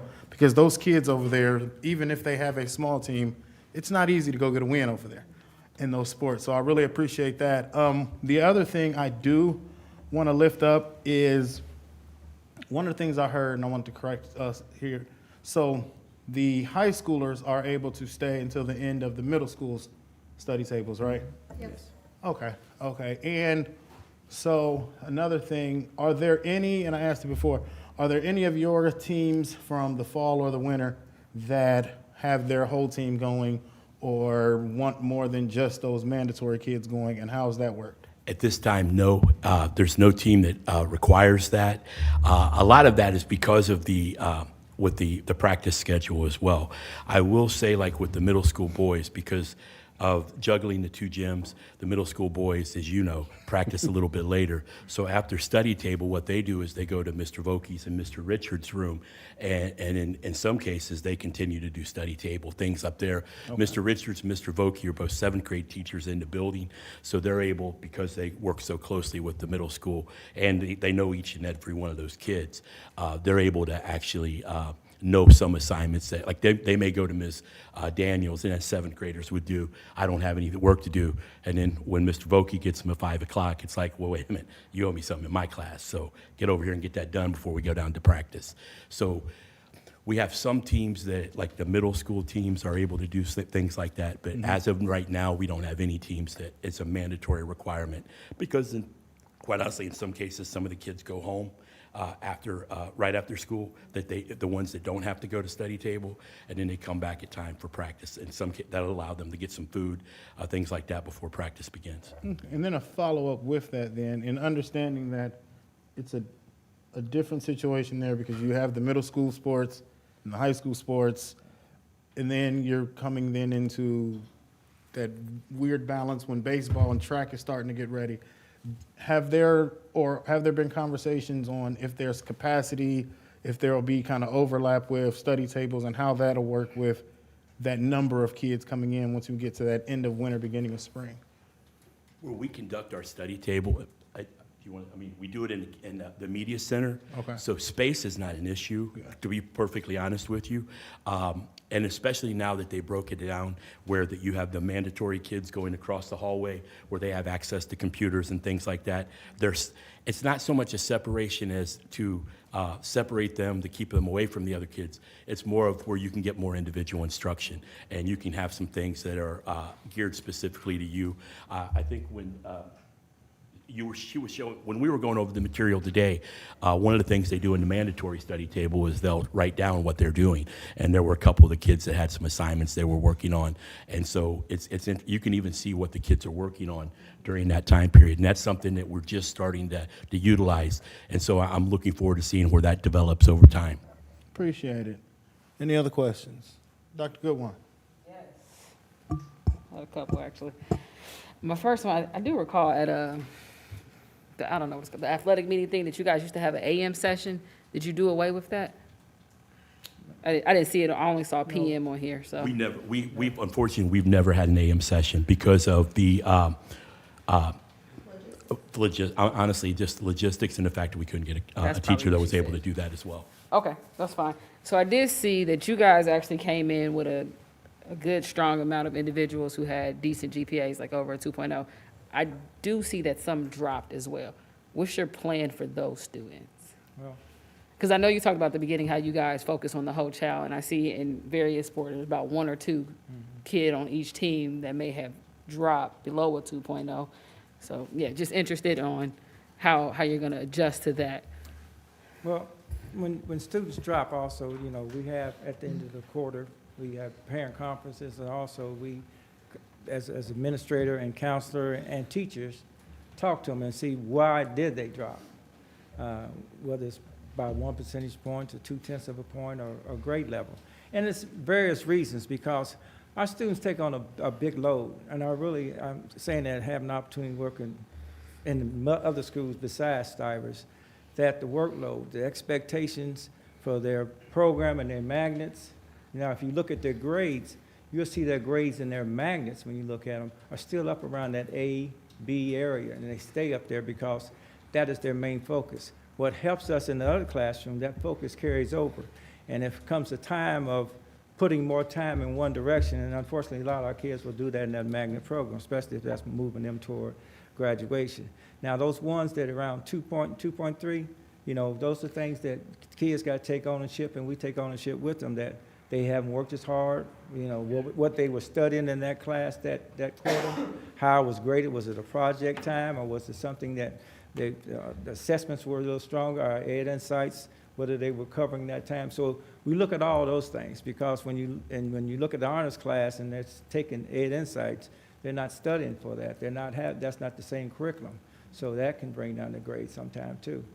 So we look at all those areas, and the main thing is we have communication. We're small enough that we can communicate with our kids. I know I'll talk to them individually, like when the kids are in the mandatory and the kids come get their grades, I'm the first one that talks to them. I send for them, I'll find them in the lunchroom. Then I get with the coaches. Then we follow with the parents. So it's a one-on-one with me first. Okay. A follow-up question to that one, because, I mean, I'm still interested on, like, how you guys are working with. I've seen several, and I'm talking about the kids that are below 2.0. These are the children I'm talking about at this point. I've seen from fourth quarter to first quarter, you had several individuals who were in the 1-point range, and they've had some increases. Has anything that we have changed up here, or have you guys, like, talked to these students to see what helped them increase? Was the extra help available to them? Was it the opportunity to participate help them? Was it do you guys have any insight on why these students did increase from that? Again, these are the kids in the 1-point range, where I've seen one go from a 1 point to 3. I've seen a couple 1 point to 2. Just kind of some insight of what changed to help them get back on track. What I would say with that, and this comes from experience as well, if in the past those students wouldn't have been eligible, and so they wouldn't have been there at all. And so now that they have that opportunity to be part of the program, they're still not where we want them to be, but they are showing progress. And that's why I think to really look at this wholly is how does it look at the end of the year when we really get to see those students at their fourth quarter grades? Can we move those kids from 1.0 to a 2.0 or higher, like you were saying? And so I think that's, to answer your question there, that I think that's the main thing, is that would have been a student in the past that was tossed, and you're not part of the program. Or you have a specific coach that says, and I've had several coaches, I know what the rule is, I'm taking the responsibility, they're not gonna participate, but they're gonna come to my practices, and I'm gonna make sure that their grades are gonna come up. And those are those examples. I could tell you, we had a young lady that was ineligible her first year of her freshman year. She was absolutely not able to participate, crushed her. From that point on, she was never not eligible from that point on. Now, was it, we were borderline a couple times. I mean, we were sweating a couple semester grades. But that young lady's now at Central State. She's doing outstanding. I can remember when she was graduating, her biggest fear was she wasn't going to be able to make it to college. She's a sophomore at Central State now and doing outstanding. And so we have several of those kind of examples. So I think that that's a long answer to your question, but I want you to know that we do measure that. And then the other part was the kids where we see a drop. If Mr. Griffith, then he gets out, he gets a lot of them before I even get an opportunity to. But between the two of us talking to them, in a lot of cases, just that one-on-one where you can go with the student and say, hey, what's going on here? What are you missing in this class? What do we have to do to pull this up? And in some cases like that, it may be, you may drop this quarter, but we're gonna make sure we fix those things so the next quarter we don't have that same problem. Some of the kids, if they start to miss some assignments, it's just, I'm gonna stop. I'm overwhelmed. I'm so far behind. How do I catch up? With those, give me an assignment. Give me one. Today, do me that one. And then tomorrow, we'll do another one. And it's just, you got to work with those students individually. And so, again, this is more anecdotal than it would be something you could track. But that's the reality of the Yeah, situation. yeah, I You've got to understand. be able to work with those kids individually. And I appreciate, like, to hear that part right there, because that is what we were measuring, part of. What, did the change help some people who were on the way of completely exiting us have a chance to get back? And this is, it looks like, on paper at least, getting them to participate not only help them to be in a sport, but it also looks like it's helping them in their magnets as well, because they're now back a part of something. So it was good to see that, as you just, like you stated, people who weren't able to participate were able this year. And in some of them, we saw some growth. I have a question, but I think it's more geared toward Dr. Liley and Chief Dooley. And it's, because I've heard this in several presentations about the teacher inputting grades. What is the actual rule in this district of when grades need to be inputted? Do you want to answer or you want me to? It's rather ambiguous. Okay. And we've tried to get something negotiated. We've tried to put something into the contract. So there's a policy about putting grades in, that sort of thing, but it's nothing that, I'm sorry, nothing that really actually says it must be within the 2 days, it must be within a week, must be within a certain period of time. Chief, you want to add anything to that? No, that's correct. But it really is incumbent on the principal, though, to be regularly checking teacher grade books. Okay, and then, I'm sorry, I was going to add something to that. go ahead. One of the things that we do is when we look at the teachers' grade books and stuff, and when doing projects, we have talked to them when they're doing projects that they're only grading something when they get to a certain level. They got to supplement that with something else so they can get a grade. Whether you're checking that they're here at this point or here at that point, instead of waiting for the midterm of the project or the end of the project. That's where those grades get stagnant sometimes. The other thing is just teachers don't relax. Teacher might be out. This last 2 years, our attendance with our teachers is really, I'm sure in every building, has been bad because of what's been going on with the pandemic. Even though we're back to, we think, to normal, we've had more sicknesses with adults as with kids this year because of us opening back up, not being masked up every day. So the situations are out there.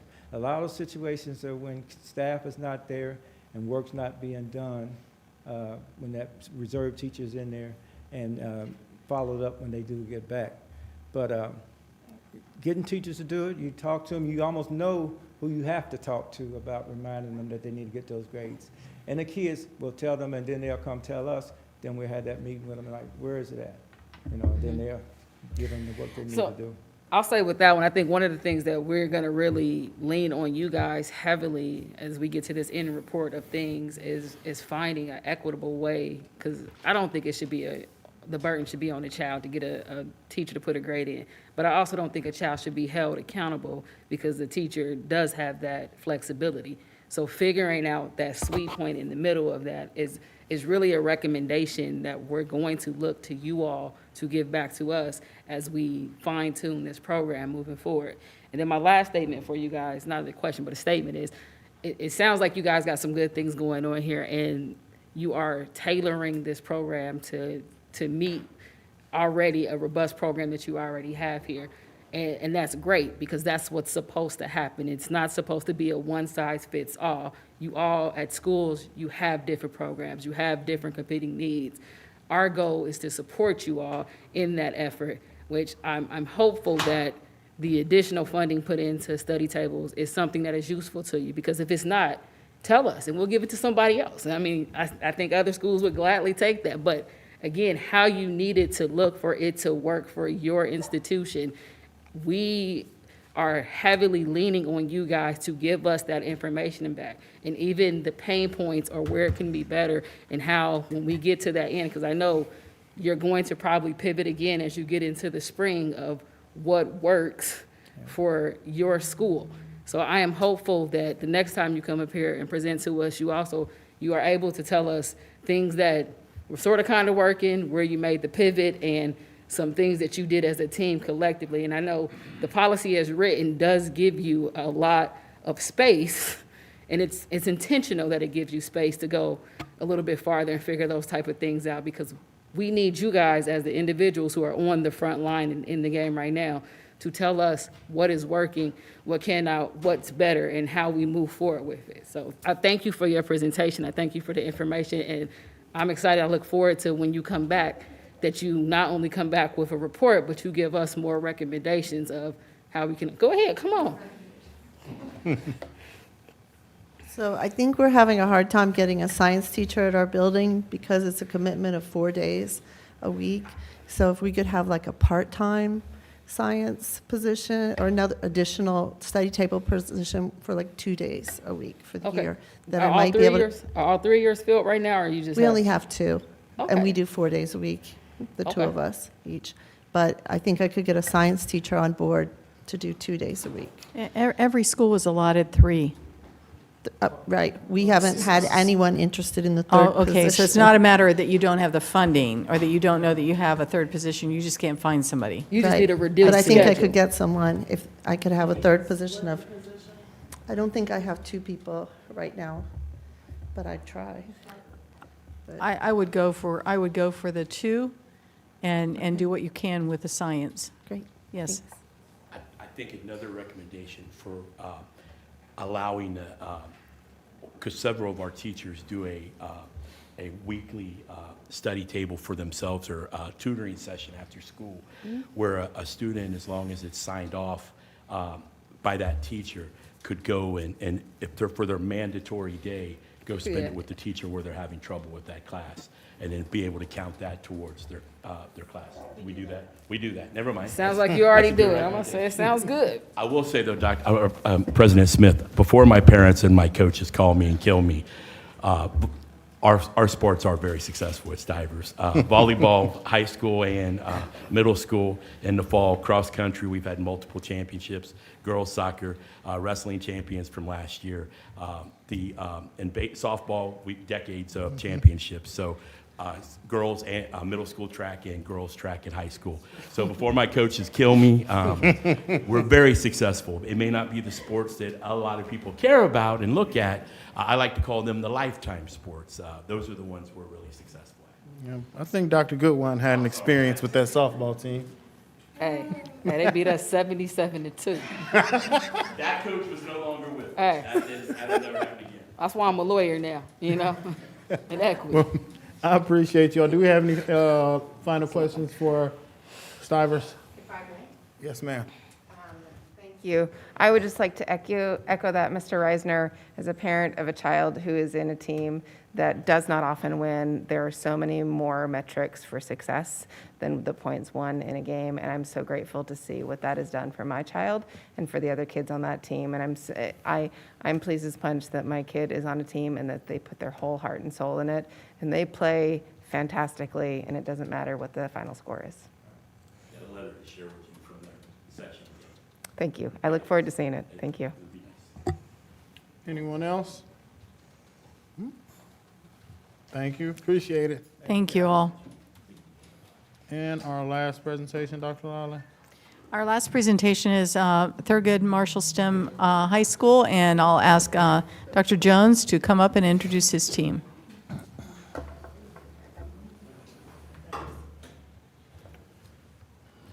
All right, good evening. I want to thank Board President Will, distinguished members of the school board, Dr. Lally, for this opportunity to present our Thurgood Winter Season Athletic Update.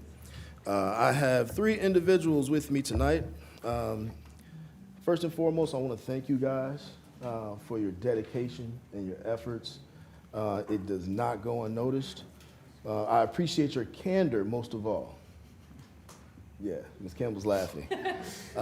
Because in candor, there's often struggle and strife, but that's where trust and relationships are built. And so we're well on our way to building a team that really impacts student outcomes in a positive way. Tonight, Ms. Tabor, Ms. Campbell, and Mr. Julian Goodwine will be presenting with me. Go to the slides, please. Okay, on our first slide, this is our fall sports enrollment. Our in size is 65. Now, that number is not where I would like it to be. However, as you will see in our next slide, there's momentum. 9 scholar athletes participated in girls volleyball, 32 in football, 11 in cheerleading, and 6 in cross country. Next slide, please. Now, this one is what I am excited about. I'm very pleased with the number of scholar athletes participating at this time. Out of 493 students, we have roughly 26% of our student body participating in winter sports. And anybody who has been a high school principal, administrator knows that if you can get a large amount of your children participating in athletics or extracurricular activities, and they're the best behaved students in the building, and they're working the hardest, they are so influential to the culture of that building. And so to see our numbers at 128 is, it does my heart well. Last year, we didn't have a wrestling program due to ineligibility, competing interests. Some of our students had to work, and to be honest, just a lack of interest. However, now as you can see, the presence and recruitment efforts of our coaches, we've added 24 wrestlers.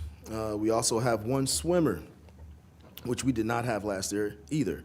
We were able to add bowling also to our offerings, and we have 12 scholar athletes participating in that sport. Of note is that both our wrestling coach and bowling coach were assistant football coaches this past year. I really want to highlight that because at the end of the day, it's all about relationships. Relationships with those students gives you a first-class ride into the recruitment portal, okay? And so these 2 coaches, as you can see, 24 and 12 respectively, added those numbers to our winter sports enrollment. The next slide. Thank you. On this slide, you'll find our Thurgood athletic data per team. Can you click on that fall sports athletes link, please? Yes, it worked. Okay. So as you can see on the left side under grade, that grade level represents a scholar. It represents a face. It's the face of a Thurgood Marshall student. So please, as you peruse this data, I want you to notice the transitions in GPAs between the 4th quarter of last school year and the 1st quarter of this school year. You'll also notice that we provided you with each scholar's attendance and suspension data. Last, please take note of each team's average GPA.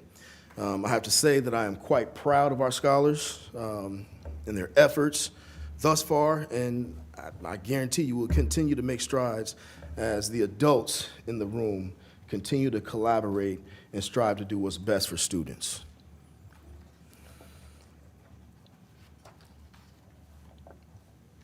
Next slide. The winter sports data is the same breakdown. This slide is a Thurgood GPA comparison. 2 things of note here. The percentage of students with a 2.0 or above increased from the fall to the winter from 73.5% to 81.1%. I'd also like to report that 28% of the students that are currently participating in winter sports were participants in fall sports as well. 28%, that's pretty significant in my book. There's definitely room for improvement though. Next slide, please. At this time, I'm gonna relinquish the floor to Ms. Tabor to talk to you a little bit about study table attendance.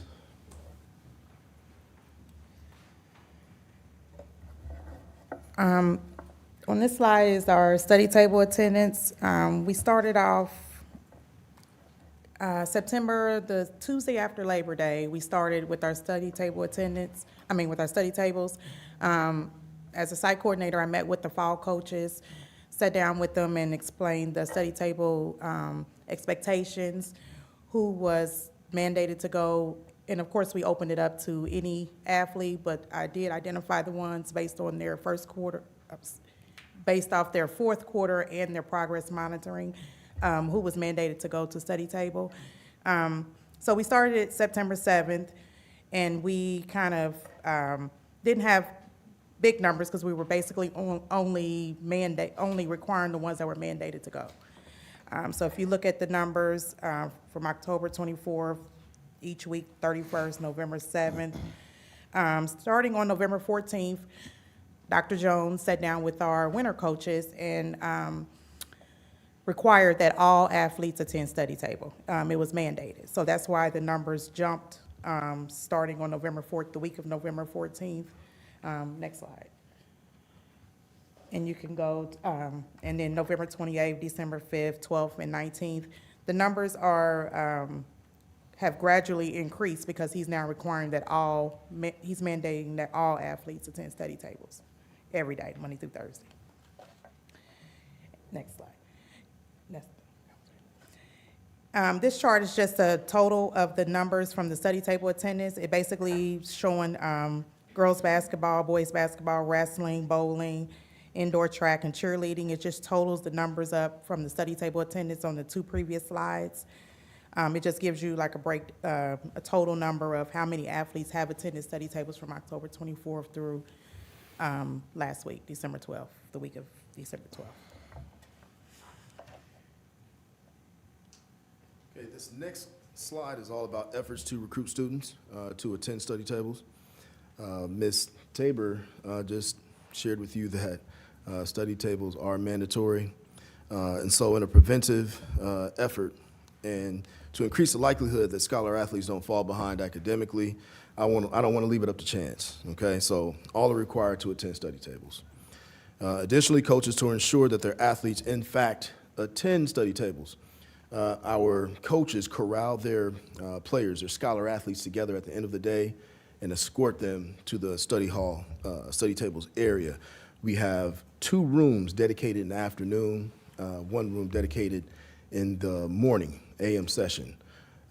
These are classrooms, and we separate the students based on the supports that they actually need. We also make breakfast, well, I make breakfast announcements every day. These announcements include students checking their hack accounts to make sure that they're turning in missing work. Get with your teacher. I do this ad nauseum every day before I release them to their first period class. But I want them to have some self-agency and check their hack accounts and advocate for themselves with their teachers to find out what work is missing. And I have also shared with them ad nauseum that we offer AM study table, PM study tables. And we also have one-on-one conversations with students. I think these one-on-one sessions are extremely powerful. And and I say students from a general standpoint because we do it for the non-athlete and the athlete. One thing that I want to note here that has been extremely impactful at Thurgood is that we have 5 of our 6 winter coaches in the building. 5. Coach Petty, he's our boys basketball coach. He's an SRO. Coach Hutchinson, Wolfie, he's our girls basketball coach. He subs in the building every single day. Coach Howard, he's our bowling coach. He's a former assistant football coach in the fall, but he's an SRO as well. We also have Coach Henderson. He serves as a math teacher in our building. He's our wrestling coach. And we have Coach Price. He's a hybrid. He's our intervention specialist for one of our ED rooms, but he's also an assistant on the boys basketball team and the girls basketball team as well. And so we have a baked-in recruiting process, progress monitoring system in place. Now, relative to progress monitoring, next slide, please. I lumped all the questions together because some of the answers overlap. But in terms of progress monitoring, the administrative team has analyzed failing grades with TBTs and had discussions with the BLT about how to minimize such grades. Teachers are expected and strongly encouraged to contact parents when they notice a child struggling academically before that F is awarded, okay? We have also engaged in the BLT TBT equity and grading process. Now, what that entails, our TBTs have sat down, identified all of the students with Ds and Fs, okay? The next step is to diagnose the issue. Why? Why are these students receiving failing grades? It could be for a number of reasons. It's been my experience that when students in high school are failing, a lot of the times it's because they're not turning in work. It could be genuinely because they don't understand the work, or it could be because of attendance. And so our teachers are engaging in this process of identifying the problems so that we can apply answers that actually make sense. We don't want to guess at what's going on. We want to make sure that the strategies that we come up with are specific to their gaps. Next slide, please. We also have individual meetings with coaches and teachers. Again, I stated earlier that many of our coaches are in the building, and they also collaborate extensively with teachers. And actually, Mr. Goodwin, if you can speak to that. How's everybody doing today? Let's try to liven this up a little bit, all right? All right, so, I'm sorry. That's tossing major shade at my leader over here. I apologize about that, everybody. Okay, but for the most part, we've found success from growing from within, seriously. We have real wraparound services just because, we have the opportunity to provide live remediation services. So what that means is if Ms. Campbell, for example, is having some issues with a player that I have a relationship with, Ms. Campbell could call my phone before the issue escalates to a referral or anything where paperwork has to be done, so I could come and provide support or see if we can honestly come to an agreement so we can, move on. What this does for our kids, can you take me back to the data slide for the data breakdown slide for me? Because this really ties into that. I'm sorry. Yeah. The fall sports. Now, this top slide, right? This top slide, can you go down so we can get the whole thing actually encompassed? So we get, oh man, I'm sorry, I got too many people. So as we just gander around, we look at the starting point of the team GPA is a 2.58. That's from the previous quarter, from the fourth quarter of last year. And we ended with a 2.94, okay? The two areas I want you to look at. Can we go up to the top? Okay, so I would like for you to, I would like for you to check out the fourth quarter attendance, and I want you to really check, and honestly, check those against the first quarter attendance. One thing we found out is when we remove the barrier of transportation, our students can have some success in academic achievement. That was providing transportation to all of our kids starting in the summertime. That was a awesome thing. I'm gonna give the board the kudos for that. Whoop, whoop, let's go. Next thing that happened. Now you can see, if you check out these grades, if you check out these days, the days dropped.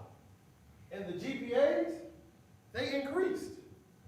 Almost across the board. I believe I had 2 athletes on a part of my team that honestly, we really had to, they really took a step back before the wholesale thing. We're gonna go down to the bottom. We're gonna go to some of our bigger success stories right now.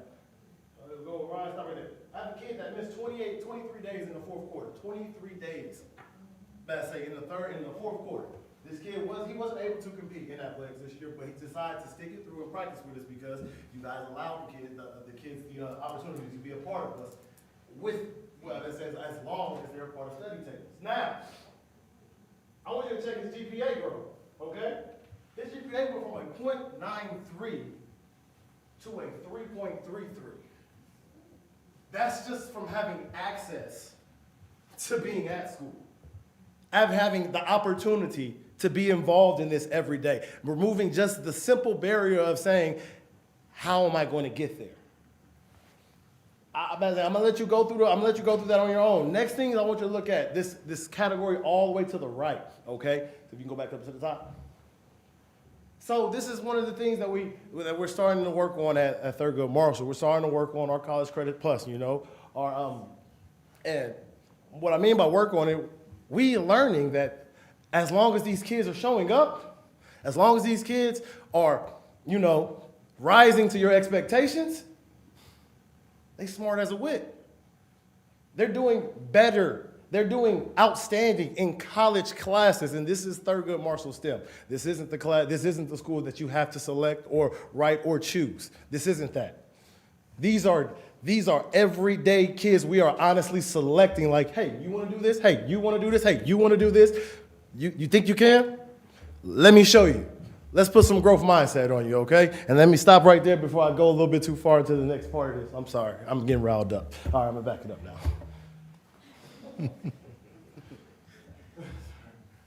Mr. Goodwine, thank you. Drop the mic. Where was I? Okay. Also, I feel like I need to like have that kind of energy, man. Like the coaches, like Goodwine is a great coach. He motivates the kids, man. They'll run through a brick wall for him. But thank you. Professional development. I think it's critically important to also highlight that after going through this process, the progress monitoring piece, it just shed light, so much light on the need to focus intently on teaching and learning in the building, period, okay? And so staff meetings are not informational sessions. You don't come to a staff meeting to sit and get. Our staff meetings are professional development sessions. And I've hyperlinked our agendas for each staff member for the month. You can peruse that at your leisure. I won't bore you going through the staff meeting agendas, but you will see there's an intentional focus on teaching and learning for all. We also had our first winter coaches meeting during the first week of winter competition. Each coach was given a copy of the progress monitoring reports. Even though they received them via email, they got paper copies. It was at this time that all the coaches endorsed the practice of mandatory study tables for all. Next slide, please. Oh, going to give the floor to Ms. Campbell. Hi, everyone. My name is Cassie Campbell, and I'm a math teacher at Thurgood.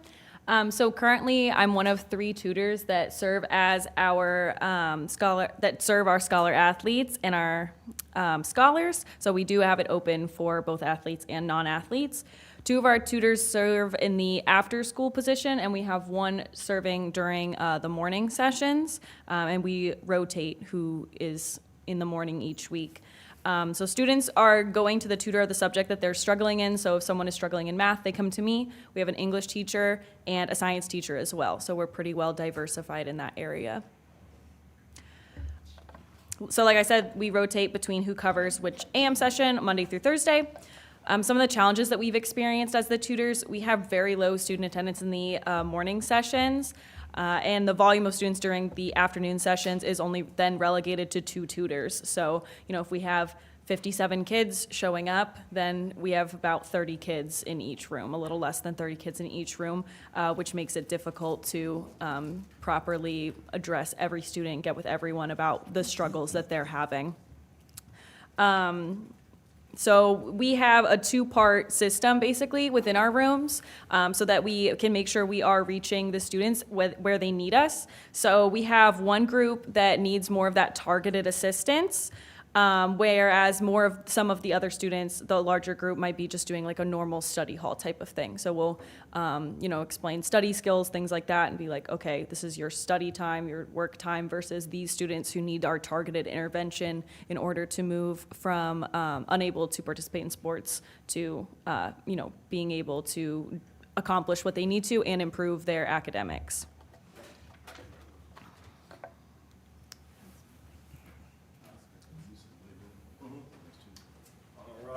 All right, so currently right now, our use of the weight room, we've actually found a way to actually provide provide everybody the opportunity to utilize our weight room. And what I mean by everybody, we do this at specific times. During the football season, we did this in between the 3:15 and 4:15 block. After the football season ended, we started actually to progress towards a earlier morning schedule from 7 a.m. to 7:45 a.m., okay? So how does the weight room operate? Pretty much how do people get interest into coming in our weight room? Go word of mouth. I go word of mouth. I invite people in. I invite people to come and get involved in workouts with me. And I also utilize the weight room in each and every one of my gym classes.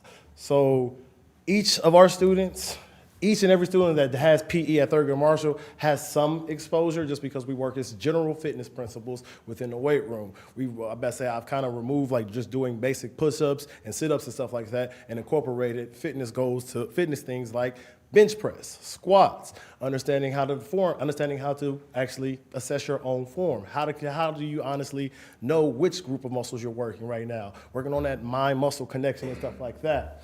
Is it open for non-athletes? That is. The weight room is always open for non-athletes. Dr. Jones gave me the opportunity last year to pilot a program. We call it Project Marshall, okay? In this program, we honestly the biggest focus of this program is social emotional learning. That's self-regulation, self-management. That's all the interpersonal growth aspects you can honestly think of wrapped into our weight room. How do we come about this idea? How do we get this across? We put our students in real life situations where they honestly get their emotions worked up, where they honestly have to push through, where they can set goals and see themselves not able to lift 135 pounds and grow to 225 pounds. We use a collaborative effort. We invite teachers as well as administrators. I believe we had a few times where Dr. Jones graced us with his presence, and I turned my head. I ended up seeing him squatting 250 pounds with the whole football team. Like, Jesus, man, come on, we got work tomorrow. We got work. Take it easy. But we try to create a collaborative environment. We just try to create an inclusive environment that everybody can come and contribute something. Any of the board members or any of our leaders, I challenge you, and I also would like for you to come and get it in with us as well. I'm not going to say this is just for Thurgood Marshall STEM. This is for the district, okay, or anybody who wants to see what's going on. Boom, we're going to go right on to Ms. Taylor.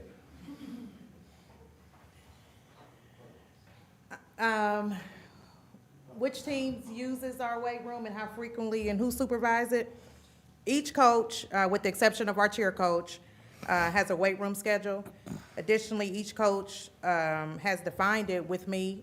They turn in a monthly schedule with the site coordinator, which is myself, the days the weight room will be utilized. However, the daily morning sessions are supervised by Mr. Goodwine, our head football coach and PE teacher, who promotes the Project Marshall initiative. Next slide. The weight room schedule, this is just a copy of our weight room schedule. I put it into like a little chart. Our boys basketball utilizes it Monday through Friday from 6:15 to 6:45. They practice first from 4:15 to 6:15, and then they go in the weight room. Our track team utilizes it from 5:15 to 6:15. They practice first from 4:15 to 5:15, and then they go into the weight room. Our wrestling program, they utilize the weight room first, right after study tables at 4:15 to 5:15, and then they practice afterwards. And then our Project Marshall utilizes the weight room in the mornings from 7 a.m. to 7:45 a.m. So with this calendar, it allows all of our winter sports and our Project Marshall program to be able to utilize the weight room. And I will turn it over to Dr. Jones. Okay, so what's next? Our next steps. I think it's prudent that we have a second all coaches meeting, similar to the one I had last year. I met with every single coach at Thurgood. We came together, we took the district vision and the strategic plan and teased out some things that athletics could directly impact graduation is a goal. We know that when students come in their freshman year, that's the most critical year that Fs need to be averted, okay? And so the press for our coaches was, listen, stay on the kids, be a graduation bully, stay on them, check their grades every week, get with their teachers.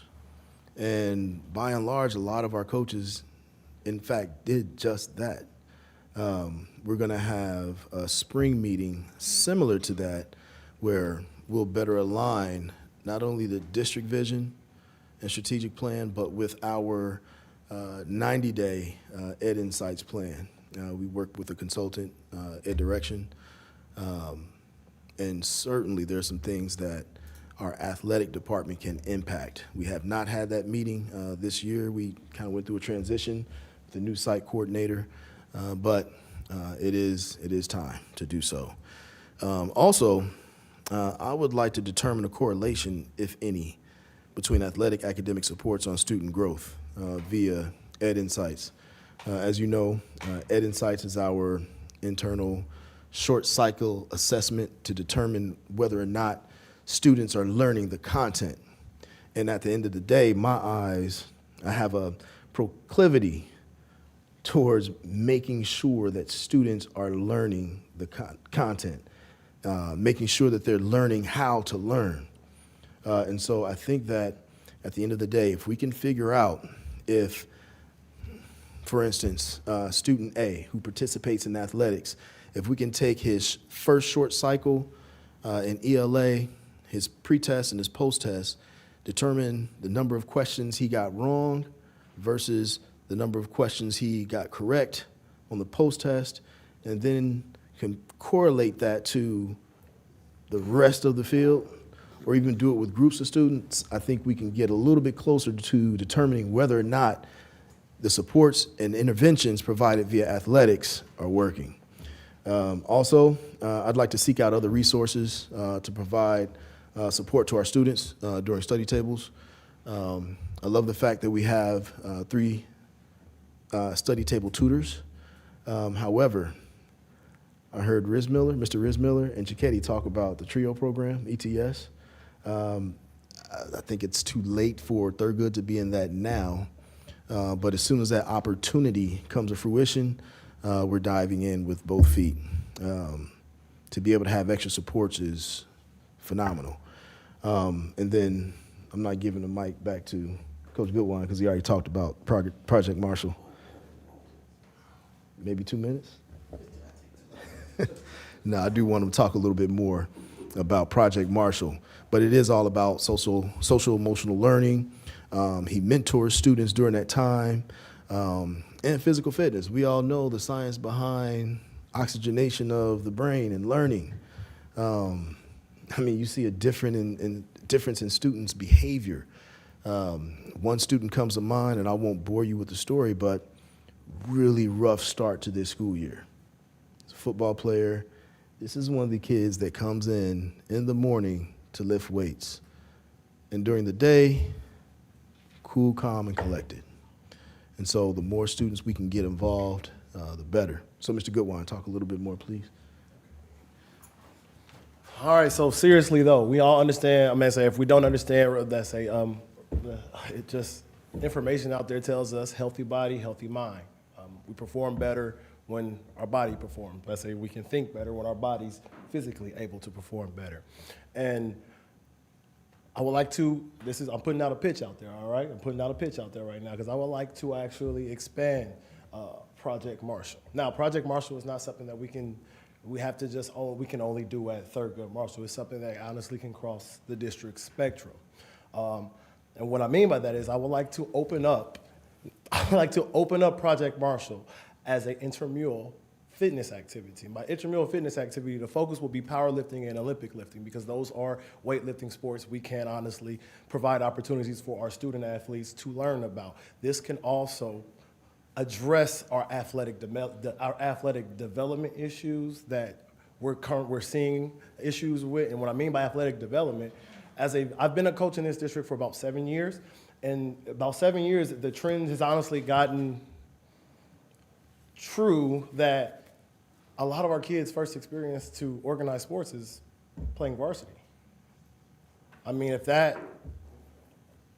we're still understanding how aggressive the athletic climate is getting now with the NIL, with how 2020 pretty much redistributed how recruits are recruited now. And if you don't understand that, what I mean is that pretty much you gotta look to the prep, you gotta look to the JUCO, you gotta look to avenues of more development because our kids are honestly leaving us underdeveloped, athletically speaking. That's where I'm getting from that. So now, how can we honestly implement this program across the district? At Thurgood Marshall, we would like to try to grow Project Marshall to be a two type of day activity, so we can encompass more children. We can get students. For some of the students who don't have the transportation concerns to get to our school in the morning, because we have students who are out of our quadrant as well, so they can honestly come and just stay after school for that hour or something and receive some of this services and programming that we are putting down that is working. Each and every one of my football athletes was required to be a part of Project Marshall going in the fourth quarter. And we had crazy amount of growth. And what I mean by growth, I mean just because the focus in Project Marshall, honestly, for a simplified term, is just shifting your mindset from a fixed mindset to a growth mindset, from a can't mindset to a can-do mindset. And that's approaching, honestly, anything. We start with weights, but we're asking them to practice this in the classroom. Practice this when you receive conflict at home. Practice this when you receive conflict with me, because we're going to have conflict. That's a part of our relationship, and that's a part of our evolution, I better say, to be all the way honest with you. And that's something I would put. That's something I would put out there. Way we can start that is honestly opening intramural positions for intramural high school lifting positions. And if we want to do this for athletic development and all this, we will have to have as many coaches to encompass at least 80 athletes. Because potentially, I'm servicing 30 athletes at a time individually on a volunteer status. So what I'm learning, as long as we open in the doors, they're flooding in. I say they're flooding in no matter what time of the day we're doing it.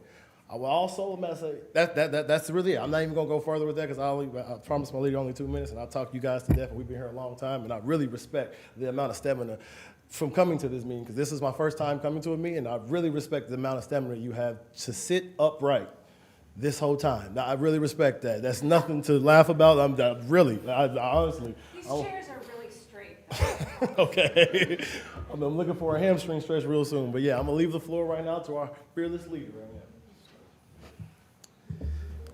Okay, so thank you, Mr. Goodwine. At this time, I'd like to entertain any questions that you may have or comments. First, I just want to say I appreciate you all, the energy, the creativity of what you guys are doing. I really appreciate that. And, we've talked about, just how do we use these extracurricular activities for more than what people think they are. So I really appreciate the dive into that. And with that, I'll open it up. Does anyone have any questions? Dr. Goodwine. Yes. First, thank you for the very lengthy presentation. For those who don't know, that's my brother, and he can talk.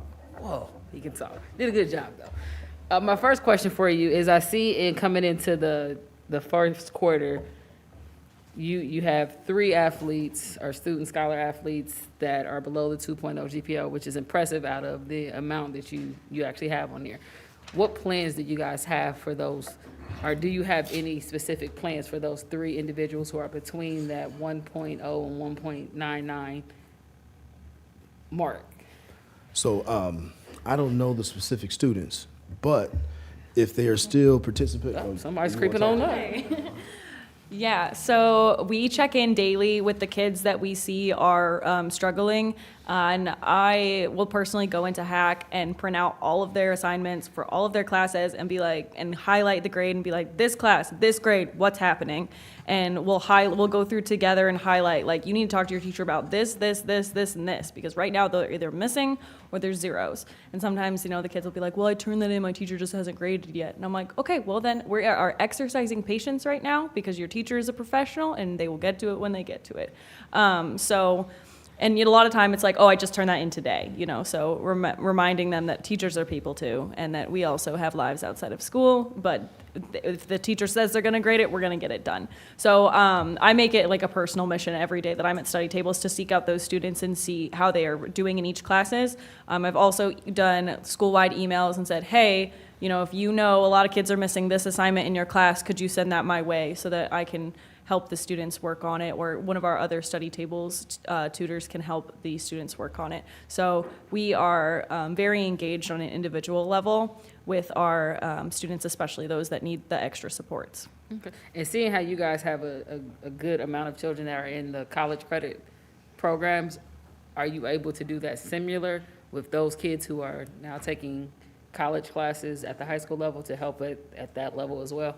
A lot of those students are pretty self-sufficient, so if they need something, they'll normally talk to the teacher who runs the CCP class, or they'll, if they have a professor, they'll email the professor directly, and I'll sit down with them and be like, do you want help writing this email? You know, how to create professional correspondence with a professor in an academic level. So we're also teaching those writing skills. Okay, Mm-hmm. okay.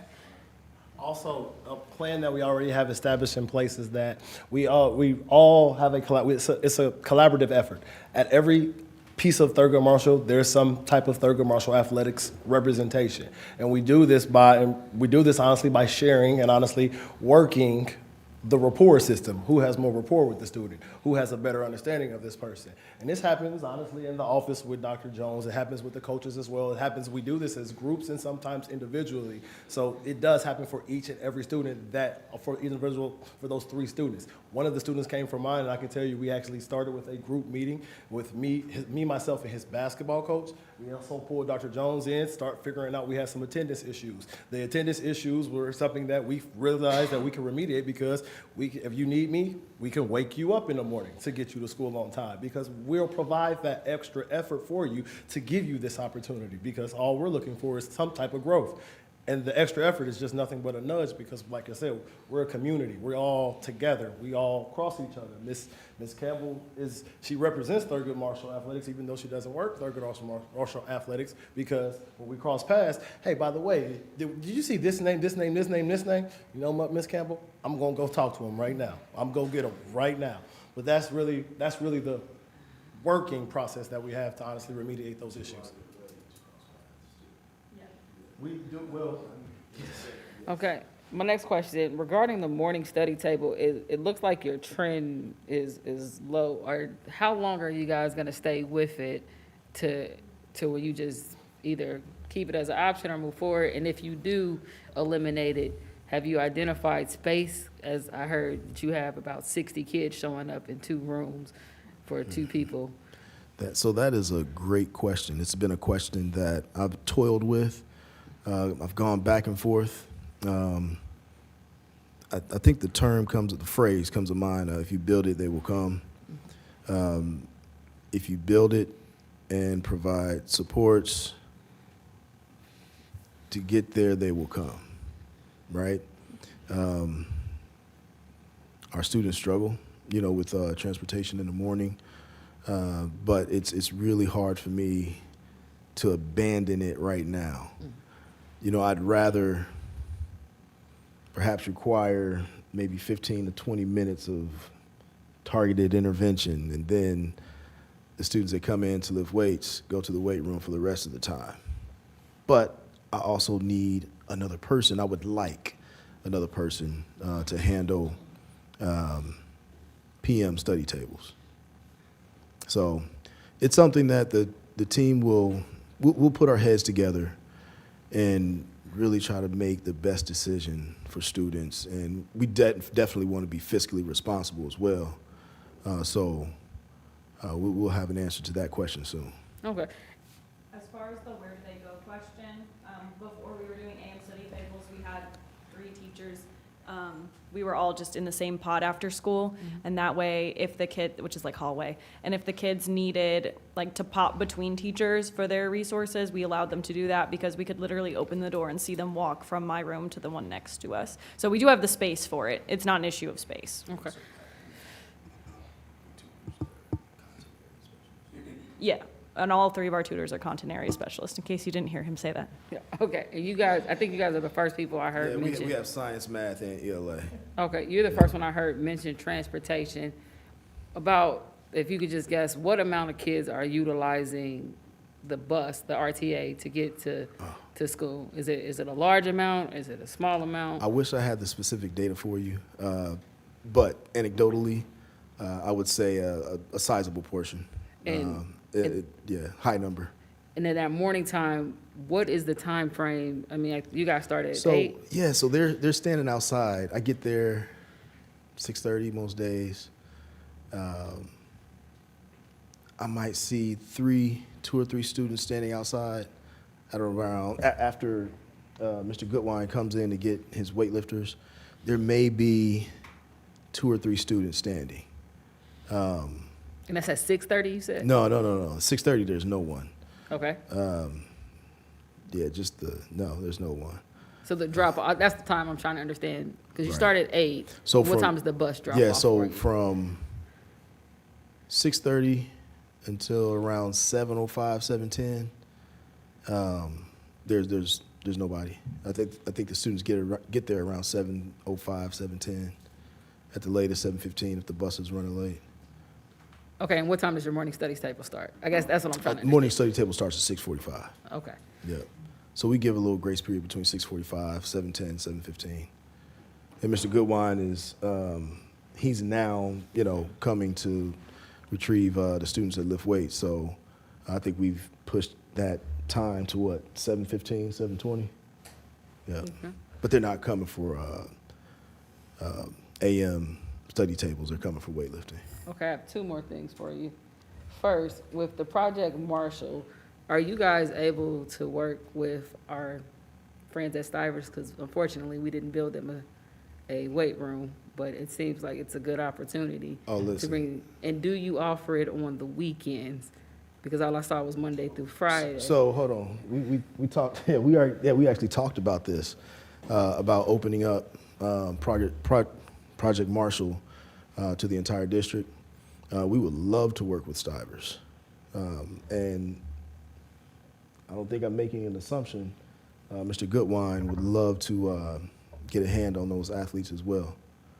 The second part of your question was? It was on weekends. Oh, weekends. Because Stivers is busy. If Mr. Goodwine was. I can address this. I'm sorry, I misinformed you. Last year as well, we also operated Project Marshalls on Saturdays as a recreation period for some of our students that, just for them to come to the school for another reason that's not, as restrictive, where you can pretty much choose what you want to do. Where the weightlifting was something we explored. They played a little basketball. We sometimes played kickball. We did a host of things, honestly. I just put my PE hat on and honestly just had a good time on Saturdays with them. But I am not, we are not at Thurgood Marshall opposed to operating on the weekends. That's actually more of a springtime schedule for us right now. All right, actually, I have 2 more. I thought I had 2, but I thought of something. About being the hub, yeah. We All want to right. be the hub. I noticed that you said the cheerleading group was not on the weightlifting schedule. Are you guys doing anything to be inclusive of our female athlete and our non-binary students to be able to participate if their coach, because I believe that coach is outside the building, correct? Right. So is anyone other than males participating right now in weightlifting? The young ladies that are the indoor track team, they lift weights. Okay? Yeah. And Oh, how are and you then there are a guys couple of girls that come to the Project Marshall sessions also, yeah. Okay, and then even with the study table itself, what could we do to support you guys more? I mean, I've heard and we've already talked about, I believe, in the last session about finding that sweet spot between when teachers put in grades and when you guys are reviewing it, and that's something I know that we're working on. And I already heard you say that you could use another person in the evening, but the structure of it or anything, like what feedback do you have for us regarding just this whole experiment of the study table? So for me, it's all about impact, right? And when you have a study table, a tutor, it can get difficult, to provide targeted intervention for a student while, supervising 30 other students. And so I know it's a big ask, but an additional person would be great. I don't know that I can think of anything else. If you guys have anything? No? Nope, not at this time. All right, that's my questions. I'll pass it over. Anyone else with any questions? Dr. Goodwin asked a couple ones that I had. Anybody else? I see that we have no more questions. I appreciate you all for coming out and look forward to continued success. Thank you all.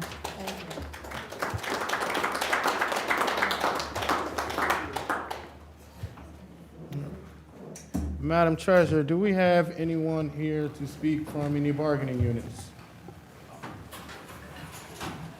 I don't know. I don't.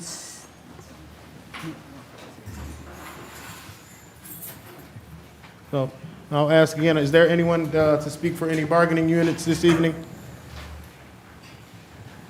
Okay. If not, Madam Treasurer, we'll let people exit out.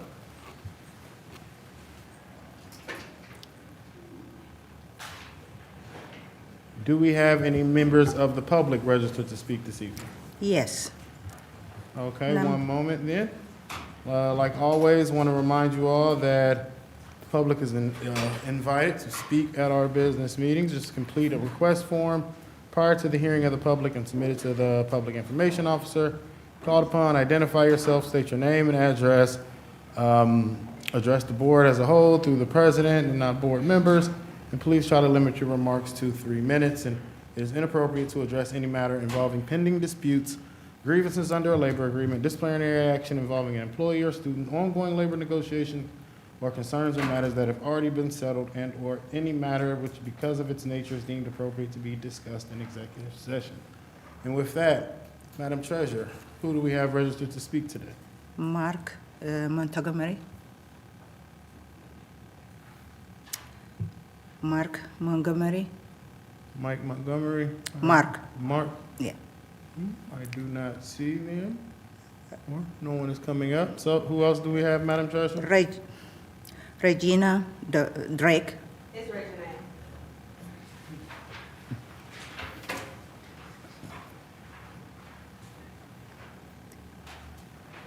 Good evening. Good evening. Good evening. My name is Regina Drake. I would like to say I'm a Dunbar 2018 valedictorian alum. I'm from Dayton, Ohio. Thank you for having me today, President and the board members. I would just like to address, firstly, that I am with the Dayton Airman Foundation. I am the president, and we recently had a toy drive, and it was very disappointing to know that no one from the board came to represent us, but we were very grateful to have Victoria there from DPS Athletics, knowing that we did have Tavion Thomas there, which is also a Dunbar graduate, who is going and entering into the NFL draft. Secondly, I would like to address the GPA efficiencies. Hearing from Thurgood, Stivers, and Ponus today, it was all geared towards athletics, but I would like to know, what are we doing for the students who are not athletes, because we are students first, and knowing that the GPA is a 1.0, are we providing those same resources to students who are in educational levels and wanting to go to college? And also, how are we bridging the gaps between our educational needs? And that's where I feel as if the Dayton Airman Foundation can come in, as we have speak to various board members as well, on how we can help out, but there has been a disconnect in our communication levels. Thirdly, I would like to address the improvement review. After hearing their presentation, I would like to know how will the board and the improvement review staff be having their direct contact with the public and the parents within the DPS district, as the students and the parents are the resources here that we need. So how are we going to connect with them to see what it is that they need, that they feel that their students may need here in the district? And that's all I have to say. Thank you. Thank you so much for coming out. Darren Powell.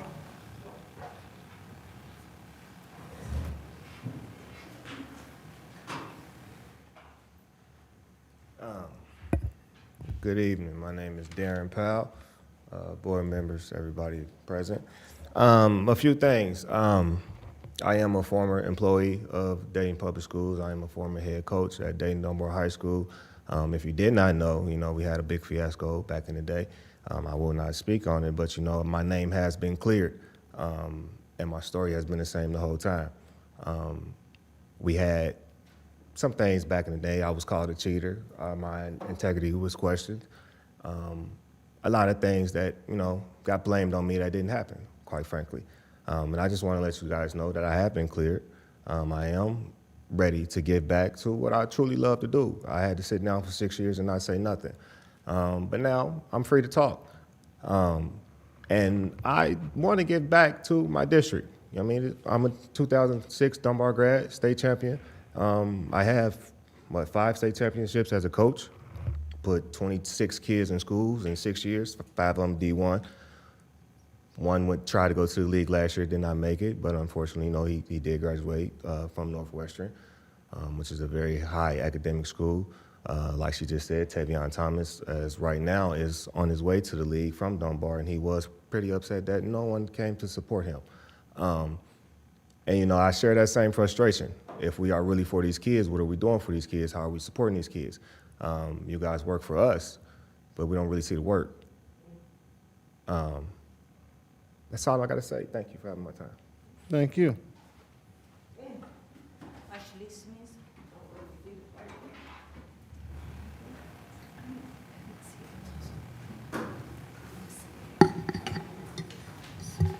Good evening, Board Member Smith, President, Dr. Lally. My name is Ashley Smith. I live at 122 Redder Avenue in Dayton, Ohio. I don't know what position I want to speak from today. If I want to speak from a coaching position, or if I want to speak from a former student of Dayton Public Schools, or if I want to speak from an aunt who has children in the Dayton Public Schools. There was an incident that occurred at the Meadowdale Opponents game a couple weeks ago. Inside the games, there's not too much commotion. Principals are working, monitoring. Security is working and monitoring. Once you step outside those doors, there are issues. That day particularly, I told my cheerleaders, I will walk you outside 2 by 2 to your parents' car to make sure you are in that car. Something just came over me and told me. As soon as we walk out the door, shots are fired.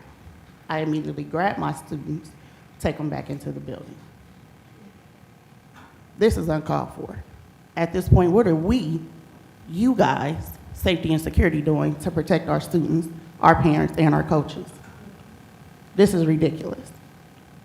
Once we identify the students, half of those students didn't even attend Dayton Public Schools. I also work for Montgomery County Juvenile Courts in the probation building. Every day, we receive a detained list.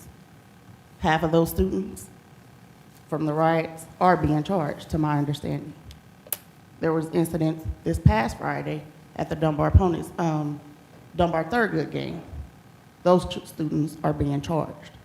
What are you doing as board members to make it safe for these kids? Previously, in years before, it was only parents allowed to these games. If we need to go back to that, we need to. I understand it's for the kids, it's for the kids. It's bad, but these kids really don't care about themselves.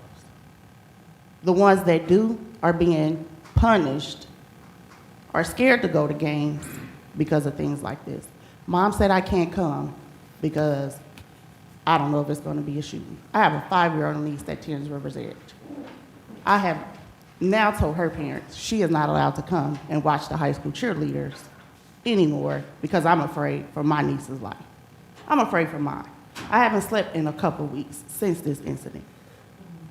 This is ridiculous. I was at a baby shower on Saturday, and I overheard a couple of guys that attend Dunbar High School. Well, heck, you were scared about that. They had them at the Dunbar game. You didn't even know. So what is security doing to make sure when these people come through these doors, are you really checking down, or are you just letting people go through? What are you doing as a board to stop this? We're so worried about athletics, but we're really not worried about these students. It's athletics, not the care of these students. And I'm tired. Those 24 girls, I haven't medaled them. I'm not even gonna say 24 girls. Any of those student athletes, I put first. I don't have any kids, but those are my kids. So when I see danger for them, I'm gonna make sure I step in, and that's not my job. In high school, you seen Montgomery County Sheriffs in and outside those games. You seen Dayton Police in and outside those games. Y'all might need to bring that back. Thank you. Thank you. Madam Treasurer? That concludes tonight's speakers.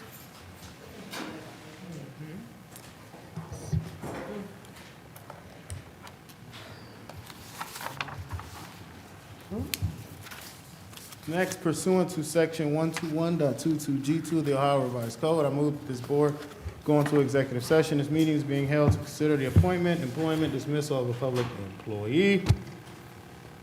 Do we have a second? Second. Been moved to second. Are there any questions on the motion? Seeing there are no questions, may we have a vote? President Smith, Yes. Ms. Reiner, Yes. Mr. Sampson, Yes. Ms. Wiegany, Yes. Dr. Goodwin, Yes. Mr. Lacy, Yes. six yeses. Thank you. We'll retire to the boardroom.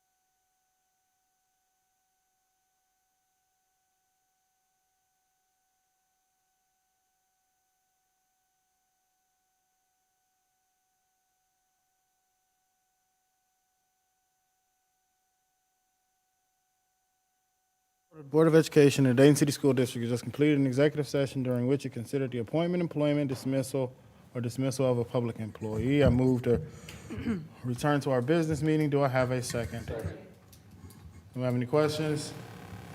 No questions. May we have a vote? President Smith, Yes. Ms. Reinhardt, Yes. Mr. Sampson, Yes. Ms. Wiegany, Yes. Dr. Goodwin, Yes. Mr. Lacy, Yes. 6 yeses. Your recommendations, Dr. Lally. I see first we have a 48-hour waiver request. Yes, we need a 48-hour rule for a personnel item. Okay. I move to accept the approval of the following 48-hour waiver, human resources. Do we have a second? Second. Been moved and seconded. Do we have any questions? May we have a vote? President Smith, Yes. Ms. Reinhardt, Yes. Mr. Sampson, Yes. Ms. Wiegany, Yes. Dr. Goodwin, Yes. Mr. Lacy, Yes. 6 yeses. All right. Next recommendation, I get human resources, Dr. Lally. Recommend approval of the human resources agenda. Move to approve superintendent recommendation B. Do I have a second? Second. It's been moved and seconded. Do we have any questions? See none, may we have a vote? Question. No, I do. Mr. Sampson. Question, if, two questions if I may.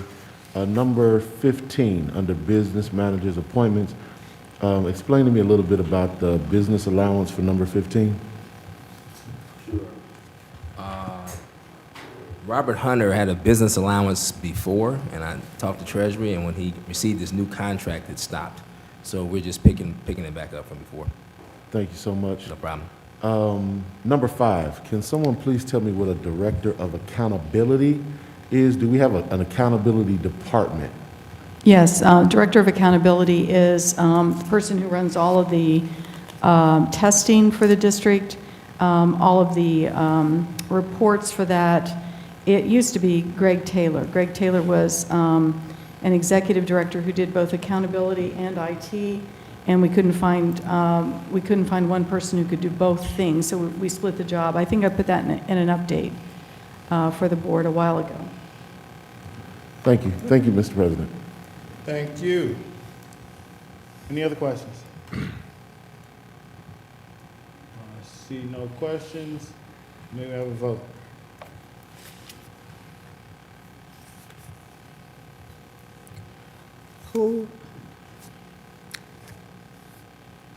Who seconded it? Who approved? I think, is that Mr. Lacy the seconder? Yes. Yes.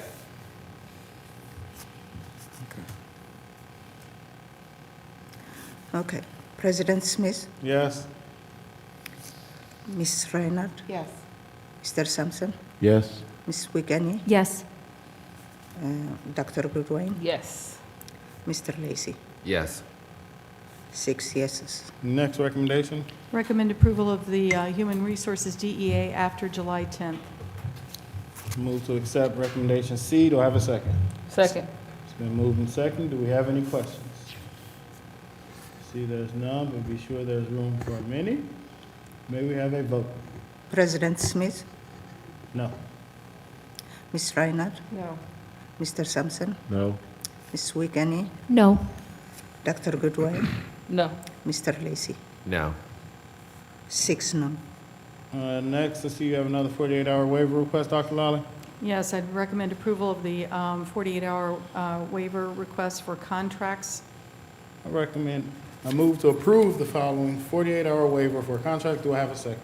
Second. It's been moved and seconded. Do we have any questions? See, there's none. May we have a vote?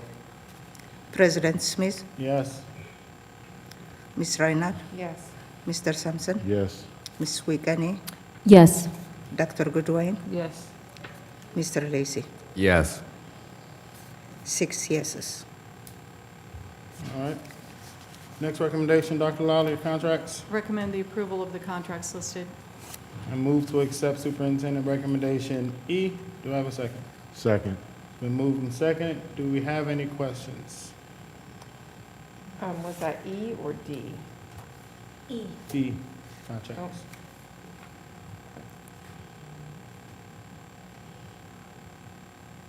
Pick my versions.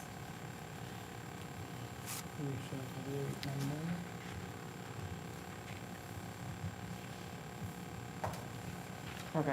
All right. It's been moved and seconded. Dr. Lally, could you briefly tell us about the Antioch Shrine Center contract? It is for Belmont High School's prom. And that's why it's on there now, correct? 'Cause Correct. it wasn't up there before. Appreciate that information. Any other comments or questions? See none. May we have a vote? President Smith, Yes. Ms. Reinhardt, Yes. Mr. Sampson, Yes. Ms. Wiegany, Yes. Dr. Goodwin, Yes. Mr. Lacy. Yes. 6 yeses. Next recommendation. Recommend the approval of the separation agreement listed. Move to approve superintendent recommendation F. Do I have a second? Second. It's been moved and seconded. Do we have any questions? I see none. Things of an executive content, like was mentioned last week, if you would like to see. May we have a vote? President Smith, Yes. Ms. Reinhardt, Yes. Mr. Sampson, Yes. Ms. Wiegany, Yes. Dr. Goodwin, Yes. Mr. Lacy. Yes. 6 yeses. Your next recommendation, Dr. Lally? Recommend the approval of the OSU Education Affiliation Agreement. Move to accept superintendent recommendation G. Do I have a second? Second. It's been moved and seconded. Do we have any questions? Question, Mr. President. Yes, sir, Mr. Sampson. Quick question, page 1. I know it says outside party highlighted. Shouldn't it say Dayton Public Schools right there and a date? Because if we vote on it, won't we be voting on what's here? Yes, it'll be, it would be corrected before it's signed. All right, thank you. Any other questions? May we have a vote? President Smith, Yes. Ms. Reinhardt, Yes. Mr. Sampson? Yes. Ms. Wiegany? Yes. Dr. Goodwin? Yes. Mr. Lacy? Yes.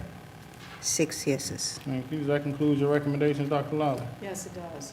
Thank you, Dr. Lally. Moving on to Madam Treasurer, your recommendations, please. Okay.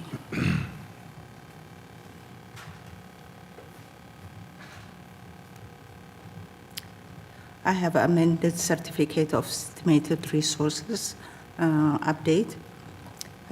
We are updating this certificate of estimated resources in Fund 009, which is uniform school supplies. We got a deposit of 2,292, and in Fund 013, a transfer from general fund to Fund 13 of $50,000. That's all the update I have on that one. I move to accept Treasurer's recommendation A. Do I have a second? Second. It's been moved and seconded. Do we have any questions? May we have a vote? President Smith, Yes. Ms. Reinhardt, Yes. Mr. Sampson, Yes. Ms. Wiegany, Yes. Dr. Goodwin, Yes. Mr. Lacy. Yes. 6 yeses. Next recommendation, please, Madam Treasurer. Okay.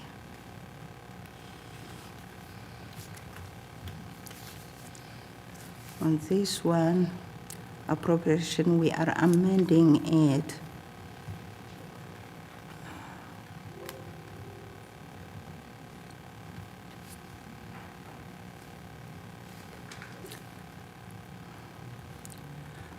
We are amending $318,000, which is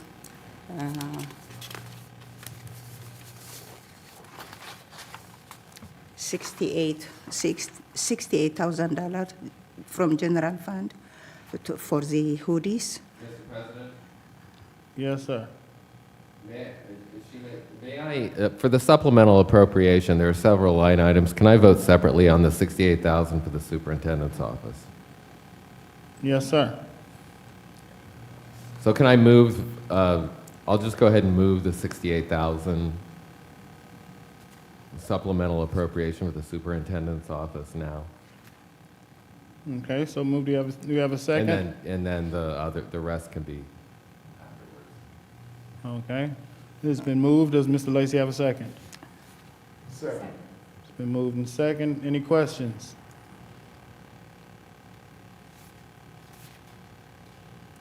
Mr. Lacy, did you have any comments on the matter? The $68,000, I'm going to vote no. That's basically, I'm not going to go into a lot of detail on it. I just, to me, it's not authorized. It's because of a purchase that was not authorized by the board, and the explanation of it didn't really sit well with me. So that's all that's the only reason I'm voting no. Okay, I appreciate that. Are there any other questions or comments? I have a few questions about that as well, too. Yes, ma'am.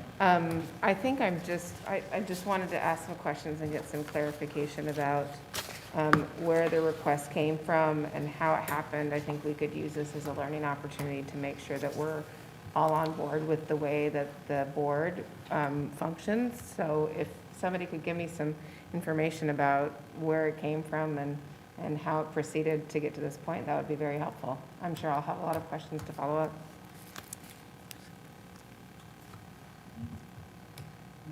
Anyone want to give any other comments? I mean, it said it was from the board. Can I ask my colleagues where, who came up with this idea and how did that happen and how did it go throughout? That's what I'm asking. I will read you the same email that you've already asked and said, again, for the record. Give me 1 second, let me pull it up. I mean, I'm just asking, where did this idea come from? How did it get to this point where we're having to vote on something where it says that It seems as if people didn't follow procedures in our purchasing guideline, which again, I've already said in the email, the request came in October. The athletic committee board members talked about it with our superintendent and all in attendance. So it came from the athletic committee? It came from the board members on the athletic committee, not for an athletic event, because this is for all students in the district. So it was I not don't from the know- athletic committee, I don't it know was from- why the individuals didn't follow the purchasing guideline. I don't know. In the email that we all received, it was under the assumption, I believe that you received a directive. Is that correct, Dr. Lawley? That was her belief on it. It went there. I don't know why from October to December, it did not appear on the October board docs or the November board docs. I think that is a lapse in our purchasing policy. I'm just gonna guess, but that is, I believe I said all this again in the email, and Dr. Lawley did last week say similar things. So yes, that's it. Any other questions? Yeah, I do. I just want to make sure that whatever happened doesn't happen again. Again, I think that, we can continually look at how we're doing things and making sure that when we make mistakes, we correct them. So it's an I wanted to make sure that it was an understanding with my colleagues that we make sure that we work collaboratively and that it's not appropriate for 3 people to make decisions. I'm not saying that's what happened, but I'm just saying I wanted to make sure that we're all on the same page, that, we work collaboratively as 7 people. We may not always agree, but it's not a directive from 3 people or 2 people or 1 people that can make a budget item happen, because I don't think that's okay, and I wanted to make sure that we're all on the same page. I think you need to direct it to Dr. Lawley, because none of us can do that. No, I'm actually talking about the board now, because I want to Nope. talk about the way the board functions. I'm We not can't talking do about. that. Like, none of us made a purchase, none of us made an order, none of us can do that. You have to, and I believe, again, as we've already stated, she's stated why she believes she had to move that one. I don't know what other directive people have given her. It may be connected to some of them, like when the school happened. I don't know how that happened. Understood. But again, please direct it to Dr. Lawley, because none of us made a purchase, Jocelyn. I'm not saying you did. I am making sure that my colleagues have an understanding that we're all not going to work this way, and then we can address the other problems. I just wanted to make sure that we were under that same understanding. That's why a couple of us are pretty upset about this. We wanted to make sure that whatever happened doesn't happen again. Again, that way, no one on the board can make a purchase or can order anything. I'm just asking my other board members just to make sure that we're all on the same page here. The same page being that no one talks to Dr. Lawley or gives an idea. Is that what we're saying? That is not what I said. I said I wanted to make sure that we work collaboratively, that That's an 3 open- board members but that's cannot open direct meeting. the superintendent to do, or the treasurer, or the business manager do one thing, that 2 board members cannot do that, and 1 board member cannot do that, that we understand that we are a group that works together. I would say we understand that because no one directed it in the first place. That's correct. It's said on multiple occasions. That's been stated, that it came up as an idea, that then the superintendent followed through on an idea, which kind of happens all the time. So I'm grateful for the clarification from my colleagues that that's the way we work. I would request that in the future, we make sure that looking at budget items, that no appropriation changes happen without board agreement publicly happening first. That is all I'm requesting. Are there any other questions from board members? No, I would say that wouldn't be a board thing, that would just be the process again, like, which was already discussed. And the date on the final was, correct me if I'm wrong, Alex, was December 9th? That's when they told us that they were going to start the process. Okay. Yeah, so while we're on that topic, do we have an idea of how many students we're talking about, Dr. Lawley? It was every student in every high school, as was talked about whenever the suggestion came up. Okay. I'll say I appreciate that. Are there any other questions on the matter that Mr. Lacy has put forward, separating this from the rest of recommendation B? President Smith, can I Yes. ask a question? Yes, ma'am, of course. And thank you for your comments, Jocelyn, our board member Reinhardt. I appreciate that. I'm wondering, I mean, I clearly, want to collaborate on everything that we do. I do not want to do any work outside of, our board.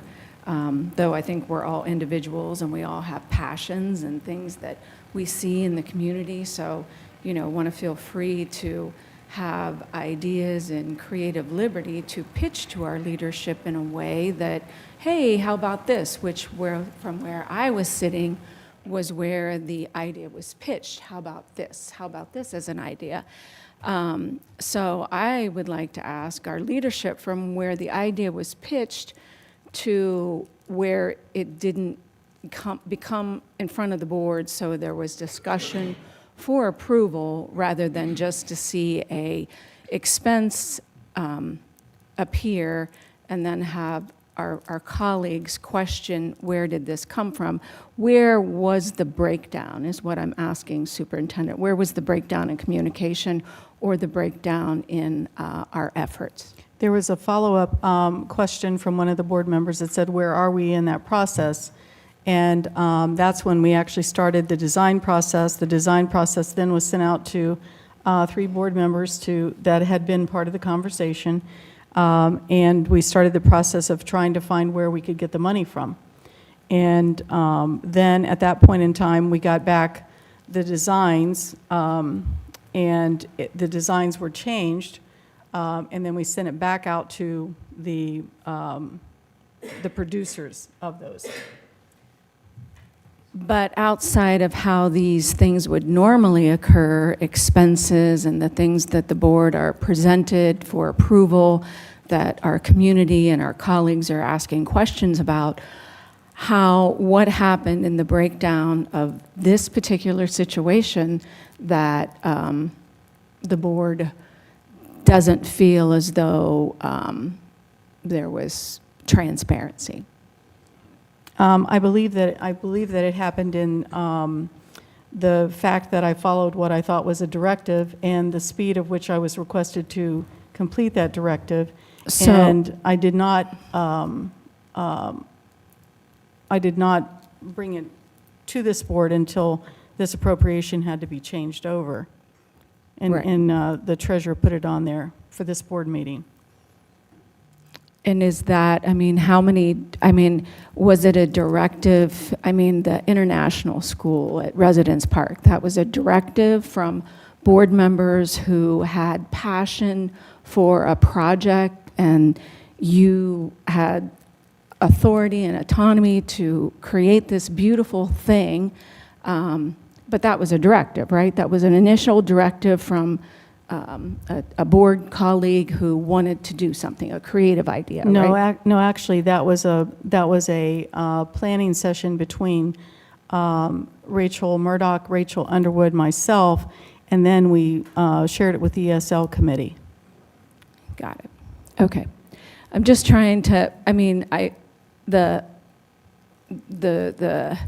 kind of the expense surprise both correlate with me in a way, as in terms of my experience on the board. These can be situations that, in a term, how they are surprising to board members, it feels like it kind of was rolled out the same way. So I'm just trying to determine from my board seat where I'm maybe not being as involved as I could be, or responsible as I could be, or participating in a way that I should be. So I'm asking the questions, and so thank you. I appreciate that. I think, just to follow up, I think it's really just understanding that there's work that happens in different levels in the different committees. You have your ESL committees, you have finance committees, you have males of color, you have athletics advisory, where a lot of these things come, and then they go to our administration and they make those decisions. So I would say the thing that we have to look at is making sure that we are just adding people probably in those conversations. I wouldn't take this to admonish anyone in that piece. I think that's Dr. Lawley stated where she thought that came from. I, as being someone who was in that athletic advisory council, was there when that idea was pitched. I will say that involving that, principals also were involved. Dr. Lawley, am I correct in saying that's how we got the sizes for the hoodies, right? After the follow-up on where are we with those hoodies being ordered, I asked for the principals to get the sizes of each student in the high school. So yes, they were involved at that point. Things, go ahead. So it was from the athletic committee? Because you just said that all the work happens in committees and then No, I didn't comes to the say all board. the work happens. That's not what I said. Okay, I said that I'm- work happens in committees, ideas happen in committees, and things go into other spaces. There's work that gets talked about in ESL committee that goes into other spaces. There's work that happens in finance or in policy, and we just have to do a better job at making sure everyone is understanding what is moving. But yes, not all work happens there, but yes, quite a number of things. Even when we talk about some of the things that happen at athletics or some of the things that happen in this district, they do come from a lot of those committee things. This was something that was brought up there. There was no vote there. It was just brought up there. And if it was, Dr. Lawley felt it was a directive, then that is how she felt. But I know that I did not ask or make any directions to say, you must get this done, or the board is directing you to get this done. But I will also say, I'm not against it happening, especially for a district of kids that we serve.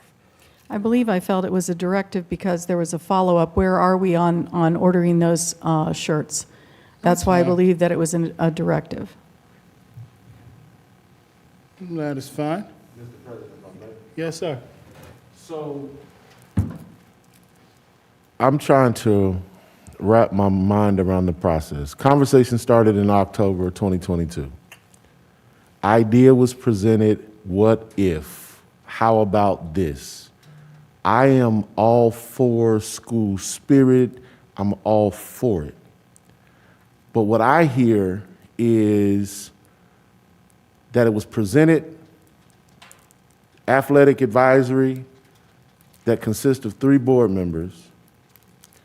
Board members after the meeting sends a reminder, where are we at with this? Or 1 board member, 2 board members, where are we at with this? And then there were designs presented to the entire athletic advisory committee, or was it just presented to board members? Can I jump in? Yeah. It's not an athletic thing. Yes, I not want you guys to athletic thing. remove it. It's not athletics. It's not connected to athletics in any way, shape, or form. It was an idea for the district, and even reading the email, I think it's being missed, the email, because I'm the person who came up with the idea, mainly because we see our children standing out in the cold every day, and they have nothing to wear that connects them to the district.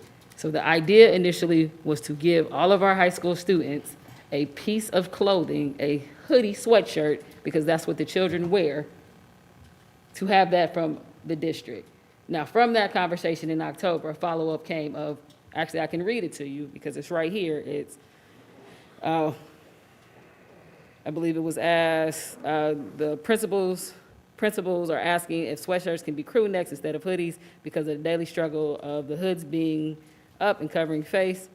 My response was kids don't wear crew necks as often as hoodies and would reduce the likelihood of kids wearing the items. Lack of wear would decrease the marketing visibility. I would say no to the crew necks in my opinion.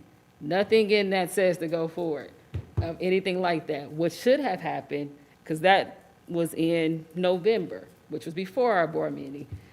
By the time that the team made the decision that they had a price, because the first time I heard of a price was as I watched you guys on the board meeting last week. Now, they did send us a thing out for designs, of which we sent back our idea, but we never received a price. So the breakdown here, overall and arching, is at the moment that the team received a price for something, they should have not gone forward with it. They should have put it on the board docs for us to approve officially at that point. That didn't happen. It sucks that it didn't happen, but the initiative, I think the admonishment that we are talking about right now is, yes, we can identify that that didn't happen, and I understand where Dr. Lawley felt like she had a directive. That is not the case, and maybe from the 3 of you, if you ever feel that way moving forward, you should say something to that board member to indicate, is this a directive? As we know, anything that needs to be voted on has to come to the board meeting. So to take away from, like I understand, Mr. Lacy, you already stated that you were voting no on it, to take away something from our students because of the way it transpired, we all have agreed that there's a breakdown here. At the point that it hit the dollar threshold that required board approval, it should have been placed on our board docs. It should have been here in November at that first meeting, at the very least at that second meeting. That should have happened. That did not happen. It is my hope that moving forward, under our personnel policy, where we have a rule of any purchase over $25,000, that stop, the moment you get a price and it requires a vote, it comes to this board and an official recommendation, and whoever is on whatever group of individuals who talk it, if you want to expound on it, this is where you do that at, because to do that anywhere else is a public meeting and a sunshine law violation. So to talk about this outside of the 3 people who started a conversation in the athletic committee thing, but went to a bigger sense of outside of, again, I just want to be clear, because people keep saying we place a lot of focus on athletic. This is an all-district thing. It is ridiculous that our students don't have one piece of clothing from our district that goes to their school name. They have to, with the exception, I believe, of Stivers and Ponitz and Belmont, you have to go to Walgreens to buy something. We can give them an $11 hoodie. The amount is $68,000 because it is for every high school student of the 6 physical schools, as well as Mount Street and Dayton Digital. So if there are any other questions, we can concede the point that there was a breakdown here, a process was not followed. We have now admonished individuals of following that process moving forward because they are professionals. They make mistakes. It happens in work. But we don't have to sit here and berate people and antagonize Dr. Lally of, why didn't you do this? It's clear, she didn't do it, she made a mistake at that point because she felt it was a directive, and I don't know who's given her directives in the past like that or done something of that magnitude, but stop doing that. And moving forward, if you feel like, talk to us. They made a mistake, it happens. They moved on it because they believed that they had to move on it. If there are any other questions on that, beyond that, just to recap for all the viewers at home, hoodies for students in the entire district, not just athletics. Second, the amount was first presented to every board member in attendance last Tuesday. First time anyone saw any record of it. I believe from what I heard, the cost comes down to about $11 a sweatshirt with a hood on it per kid, which is on par with industry standards. Mistake was made that it was not placed out. People have acknowledged, and it looks like the way you guys are looking, because again, these are doctors and professionals on the stage here. They understand the mistake, and hopefully they will not repeat the mistake again. That's all I have on it. And did you get a chance to finish your question? Thank you, Dr. Goodwine. Thank you, Vice President. So I would like to finish. I understand there was a breakdown, and I've shared this week with a few of my colleagues. The concern that I am not against the hoodies. I'm not against representing your school.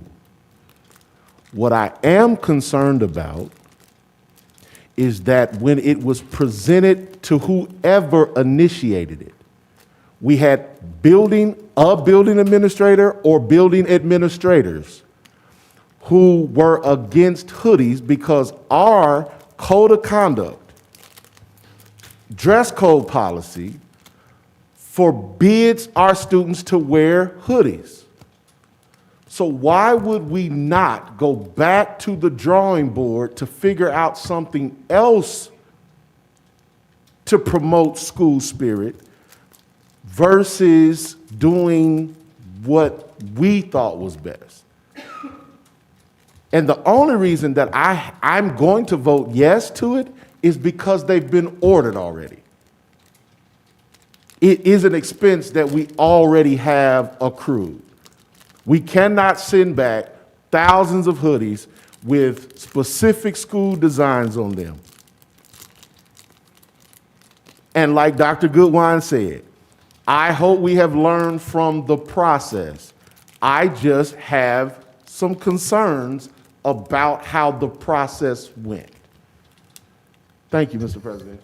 Thank you, Mr. Sampson. Understood. Dr. Lally, did you want to say something? As I recommended whenever I sent out the emails earlier, these hoodies could be sold in the Spirit Shop in the fall, and then the money put back into the general fund, if that's the will of the board.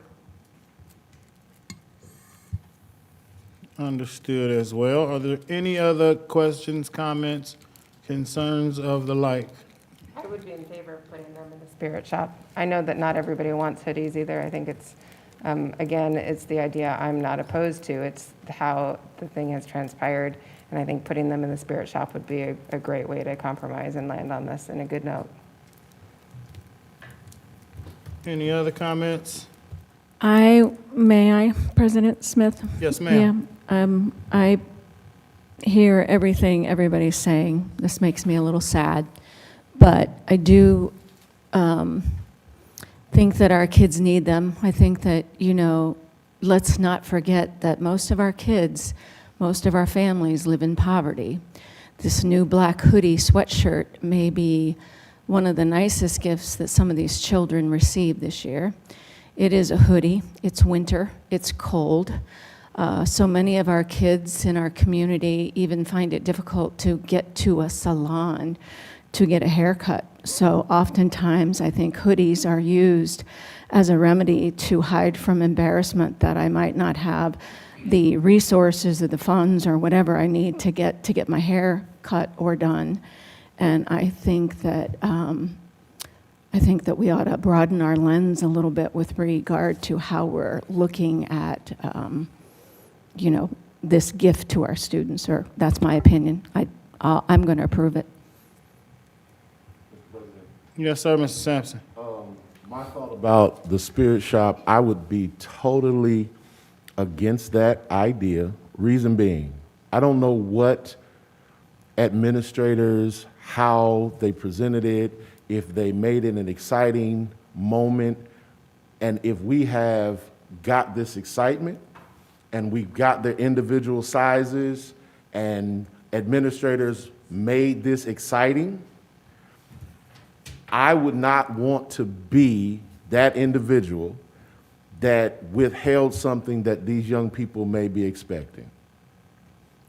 And on the flip side, if we put them in a spirit shop for sale, we recognize that some of our buildings would have an excess of hoodies because no one has the resources to purchase them. And as I stated earlier, because we have ordered them, we've got to pay for them. And if it has been presented that these were going to be gifts to students, then we just need to chalk it up and just give them to the students. Thank you, Mr. President. Thank you, Mr. Sampson. Is there anything else?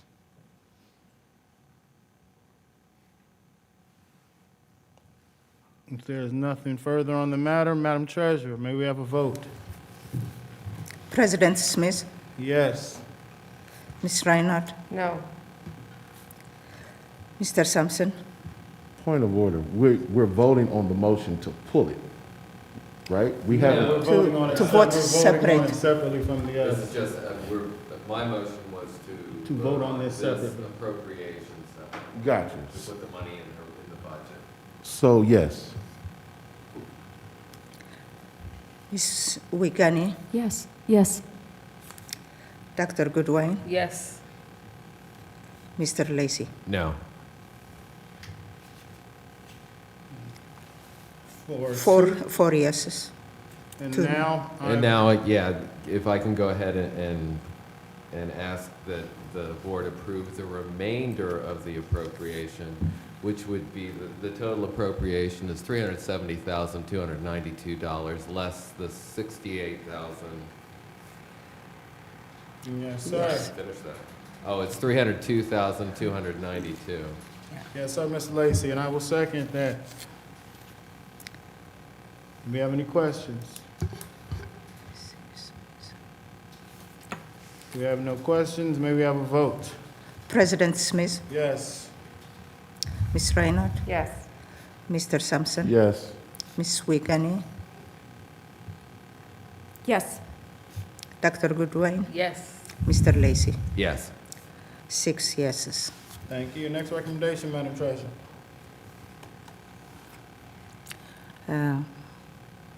Permanent transfer from general fund to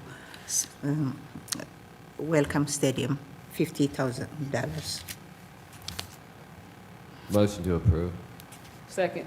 It's been moved and second. Any questions? Remind me, what is this for again, Treasurer Superintendent?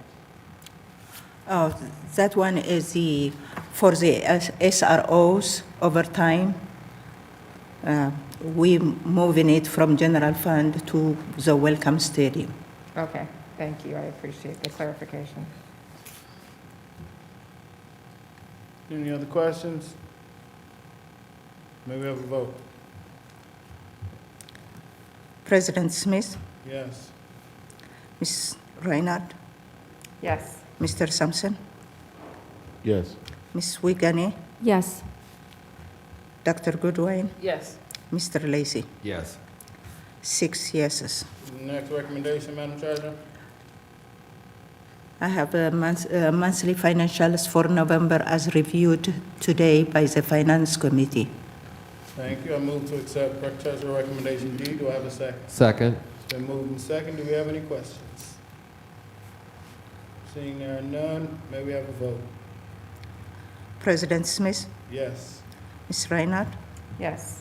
Mr. Sampson, Yes. Ms. Wiegany, Yes. Dr. Goodwin, Yes. Mr. Lacy. Yes. 6 yeses. Next recommendation, Madam Treasurer? I have donations as reviewed last week. Move to accept Treasurer recommendation E. Do I have a second? Second. It's been moved and seconded. Do we have any questions? I always want to thank everyone donating to our district. It is much appreciated. May we have a vote? President Smith, Yes. Ms. Reinhardt, Yes. Mr. Sampson, Yes. Ms. Wiegany, Yes. Dr. Goodwin, Yes. Mr. Lacy. Yes. 6 yeses. Next recommendation? I have minutes for November 8 and November 15. Move to accept Treasurer's recommendation F. Do we have a second? Second. It's been moved and seconded. Do we have any questions? May we have a vote? President Smith, Yes. Ms. Reinhardt, Yes. Mr. Sampson, Yes. Ms. Wiegany, Yes. Dr. Goodwin, Yes. Mr. Lacy. Yes. 6 yeses. Next recommendation?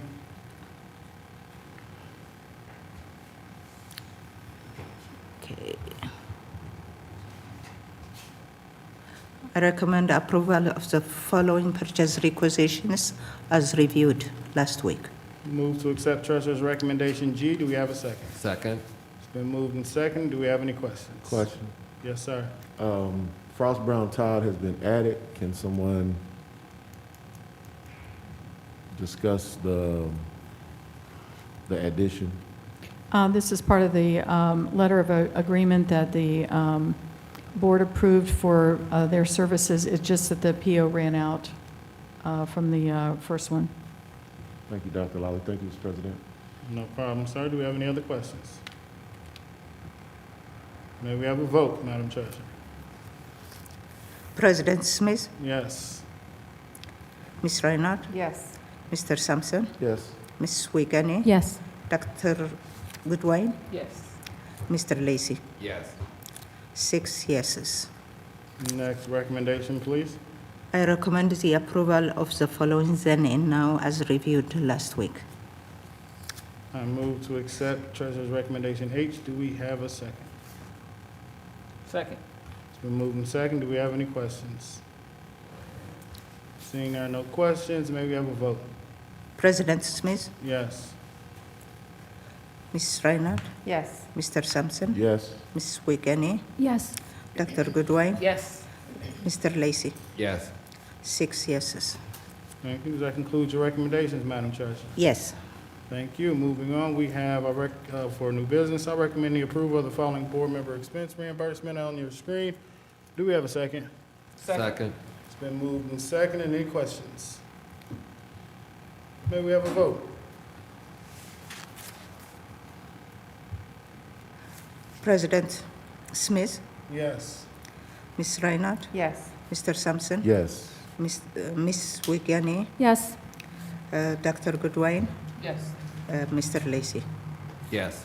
6 yeses. Thank you. Moving on to new business.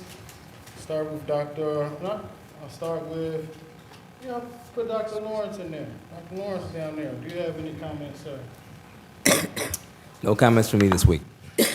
Appreciate you, sir. Mr. Lacy. The Finance Committee met just before this meeting, and we went over the financials and found them to be in good order. Thank you.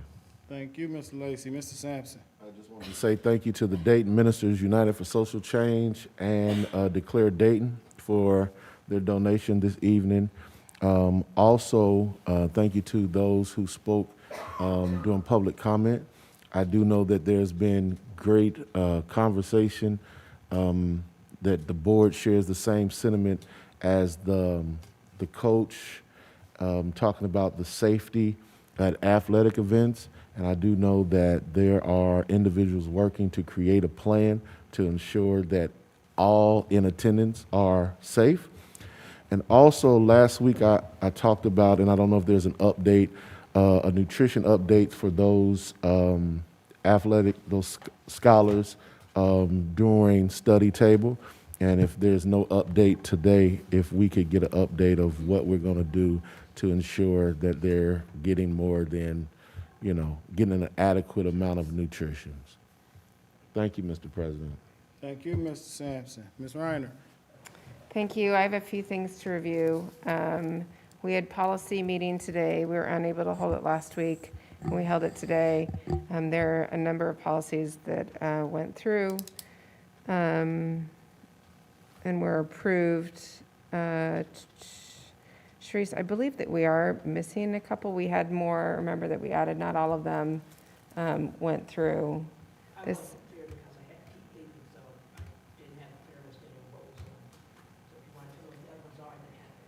Okay, let me get through these first. So this is a resolution to adopt board policy first reading.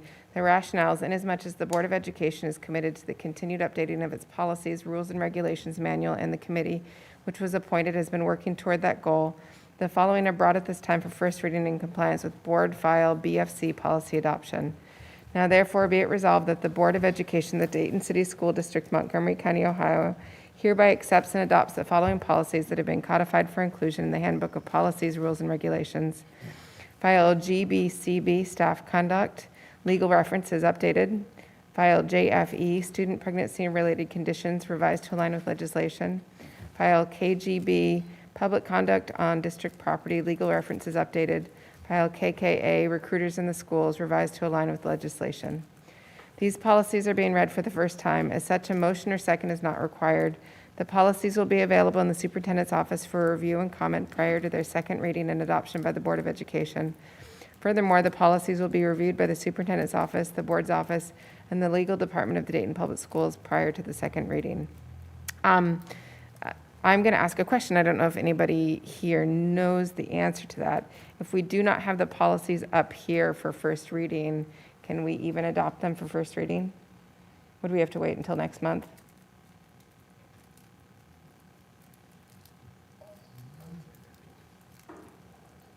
So let me give a recap. Yeah, I agree. I think you're right, Board Member Lacy.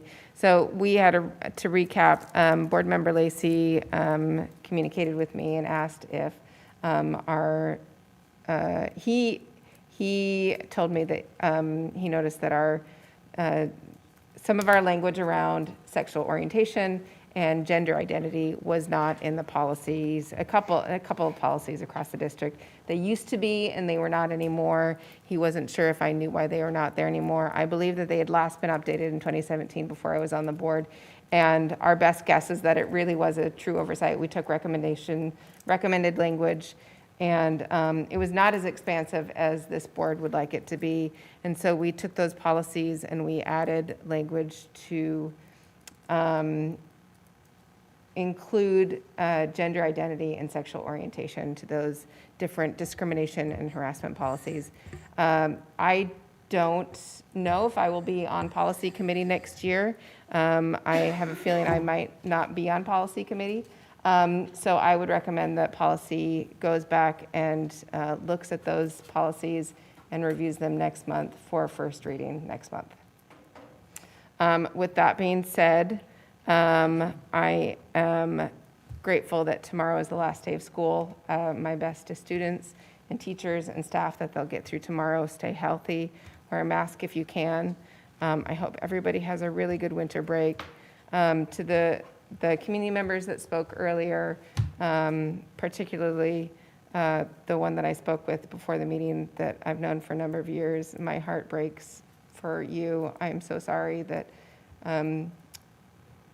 that you did not feel safe and that you were not safe at a board meeting.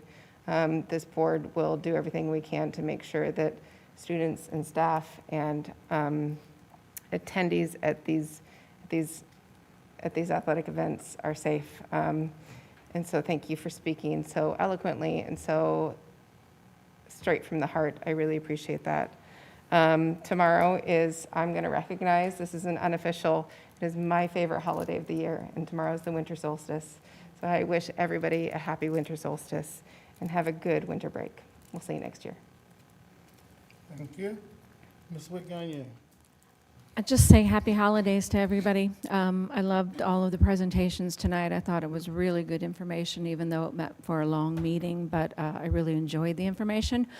One of the most meaningful things I've heard lately as I ponder all of these opportunities that I see in, Dayton Public Schools and with our children and our kids, and sometimes feeling at a loss as to what you can do to help make things better a lot of times. And that was, got a moment to share with Shannon Cox, our vice president, or our president of Montgomery County Educational Service Center. And in my sharing, she said, really the best thing that we can always do with students and community is have a relationship. So when I hear some of these young folks tonight, or some of the energy from these academic study tables and these people that are working harder to create more one-to-one relationships with these students, I really feel like, and especially even more for our students than, everybody wants to be seen, heard, and recognized and valued and all of those sorts of things. But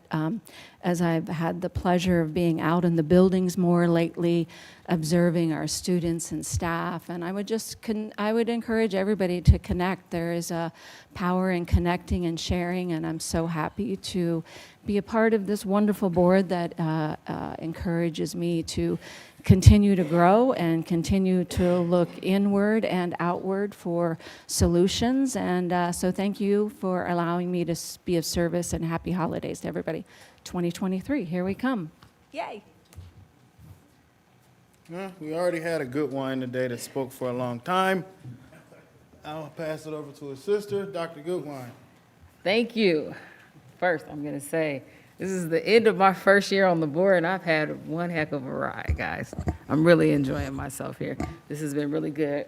I want to give a shout out to the E.J. Brown team, from every person, from our operations to our academics to our volunteers, just everyone who has touched and kind of embraced that institution over the past couple of weeks. We got work to do there, but you can see that it is happening at a faster pace than most people think is possible. So I'm excited and encouraged that the principal, the team, everyone in there, from our superintendent down to, I don't even know what the lowest position, maybe a volunteer. Everybody is all hands on deck on just really working on this program and trying to get us to where we believe we should be as a district. I had an opportunity to attend a couple of conferences. One that stands out was the athletic director conference, and it honestly gave a really good eye-opening look at just some ways that we can go deeper in enhancing our, not only the way we utilize our athletic directors, but the relationships that they have with our coaching staff, our children, our volunteers, and just really improving and creating a community-conscious program. So I'm excited about that information that came, and I'm excited that the athletic directors were actually out there, so it was really good to share that type of information. I do have a question for you, Mr. Parliamentarian, if I may. In policy today, two policies that we had already not passed in this school year were brought up with some changes. is it correct that those things need to wait until the next year per our policy if people don't waive that rule? So if I'm not mistaken, I'm trying to remember policy BD something. I'll have to get it to you, but in the motion to reconsider a policy, I believe it states that it cannot be done in the same school year except at the same business meeting or the very next one. If that motion to reconsider a policy didn't happen during those two moments, it has to now wait until the next academic year.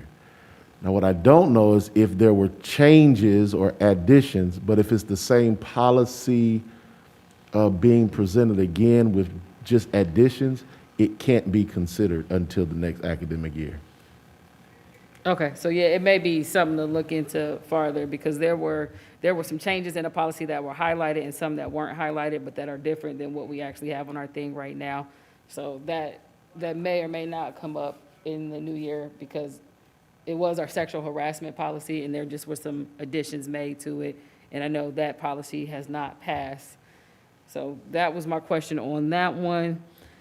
I think other than that, I'm excited about the energy that we receive from all the individuals who are working with us in this really experimental year of finding those pain points of how we can really be a better service academically. There were some individuals who came in today that stated we spent a lot of time on athletics. Unfortunately, our policy has never expanded beyond athletics to have participation at a GPA level. It would be great that after we get through this year and we find things that help us, that we actually can expand our participation policy to more than athletics, because we have a range of individuals who are a part of band, who are in after-school clubs, who are in activities, and anything that we can do as a district to help those individuals achieve academic success is going to not only help them here, but it's going to help them in life. So it is our hope that as we go through this, it happens. I will say that if anyone invites me personally as a board member to something, please send an actual invite. It's unfortunate the event that happened sounded like it was a great event. I did not receive an actual invite for it. I think I went on later and scrolled and saw it on Facebook, but please, it's not a safe assumption that we know everything that's going on in the district. Send an invite to us, whether it is to Ms. Kidd, who is our assistant, or if you send it directly to our emails. That way we at least have some notice of what's going on. And finally, it is, again, I'm going to echo, I think it was, several people have said it, I'm going to echo, we are actively working to enhance the experience that people have when they are in our district. And whether that is for a school visit or a athletic event or a activity, it is our job and our goal that no matter where you are in this district, that you feel that you are safe. And we're not in this alone, because even when we talk about our transportation piece, where we're now working with public transportation, this is a community effort. We are all in this. We do not have ownership of these children alone. They belong to this entire city, whether that is the county, whether that is the public transit, whether that is the city. We all are collectively working to find ways, or we all should be collectively working to find ways to make life better in this teenage year and give them options that they feel there's more than just being destructive. And those few that are destructive, because it's usually only a few. Most of our children are doing what's right when they can and all that. But we are actively working to be part of the solution of how to make our environment better and not just continue to harp on all the things that are obvious to what's going wrong. So I wish everybody a happy holiday. I'm excited. This is our last board meeting. See you all in January, and we'll get back at it again for year 2. Thank you. Thank you, Dr. Goodwine. Madam Treasurer. Okay. December month is very busy for Treasurer's office, and this pay is the last pay for the calendar year, and that's what we use for our W-2 reporting.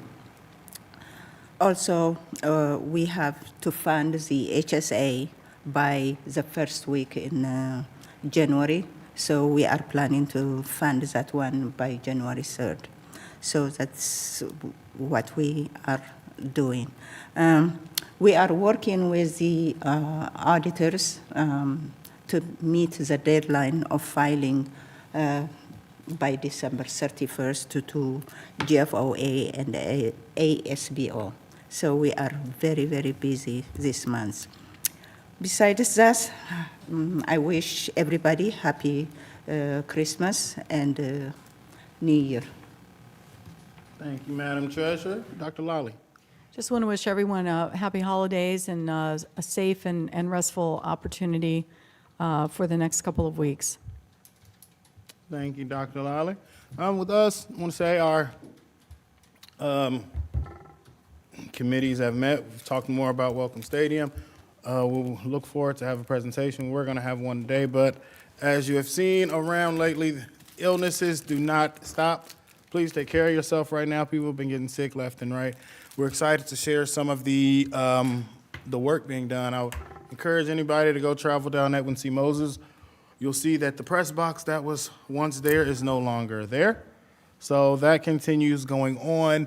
I want to thank everybody that's come out today. This was a longer version of what we were able to see at the Athletic Advisory Council meetings. I appreciate all the work that those people put into that. And I think what it really showed is that these things are highlighting things that our buildings can work on that don't even touch athletics. To see that students outside are coming in, finding out ways that we can help students, finding out the extra resources students need. So I really appreciate everybody that's doing that. I won't go too far in it, but like was said, we have been having meetings. We've called in numerous people, people inside, Dr. Lally, Dr. Lawrence, Treasurer Abraha, have all been around the table looking at various options of what we need to do to make sure our students and our population at our events are safe. I know one of the comments was about having officers at the schools. That was one of the situations that did happen at one of the schools, is that we had officers there, and like many other positions right now, they are short-staffed. And so they had to respond to an emergency call, and it was one of those times where something happened in that time of one person leaving and another person getting there, this unfortunate incident happened. So one of the things that I do want to always share is that too often the schools get looked at something that is a huge crisis of community right now. You know, we saw what happened downtown at the Christmas parade, which was a terrible incident. That was not a school incident. It was not a school event. And you saw it is a issue of there is a lot going on in our community. So it will take the whole community to kind of come together and work on these things. And we extend our arms. We've been in rooms, Dr. Lally as well, with multiple people from our community to say, what do we do as a community, a greater Dayton community, to deal with the issues that we're facing? Because I will say, I am proud of our team. I'm proud of the work that they put in. I'm proud of the work that they do. I'm proud of the issues that they see and they lift up. And it is hard. It is very, very hard work.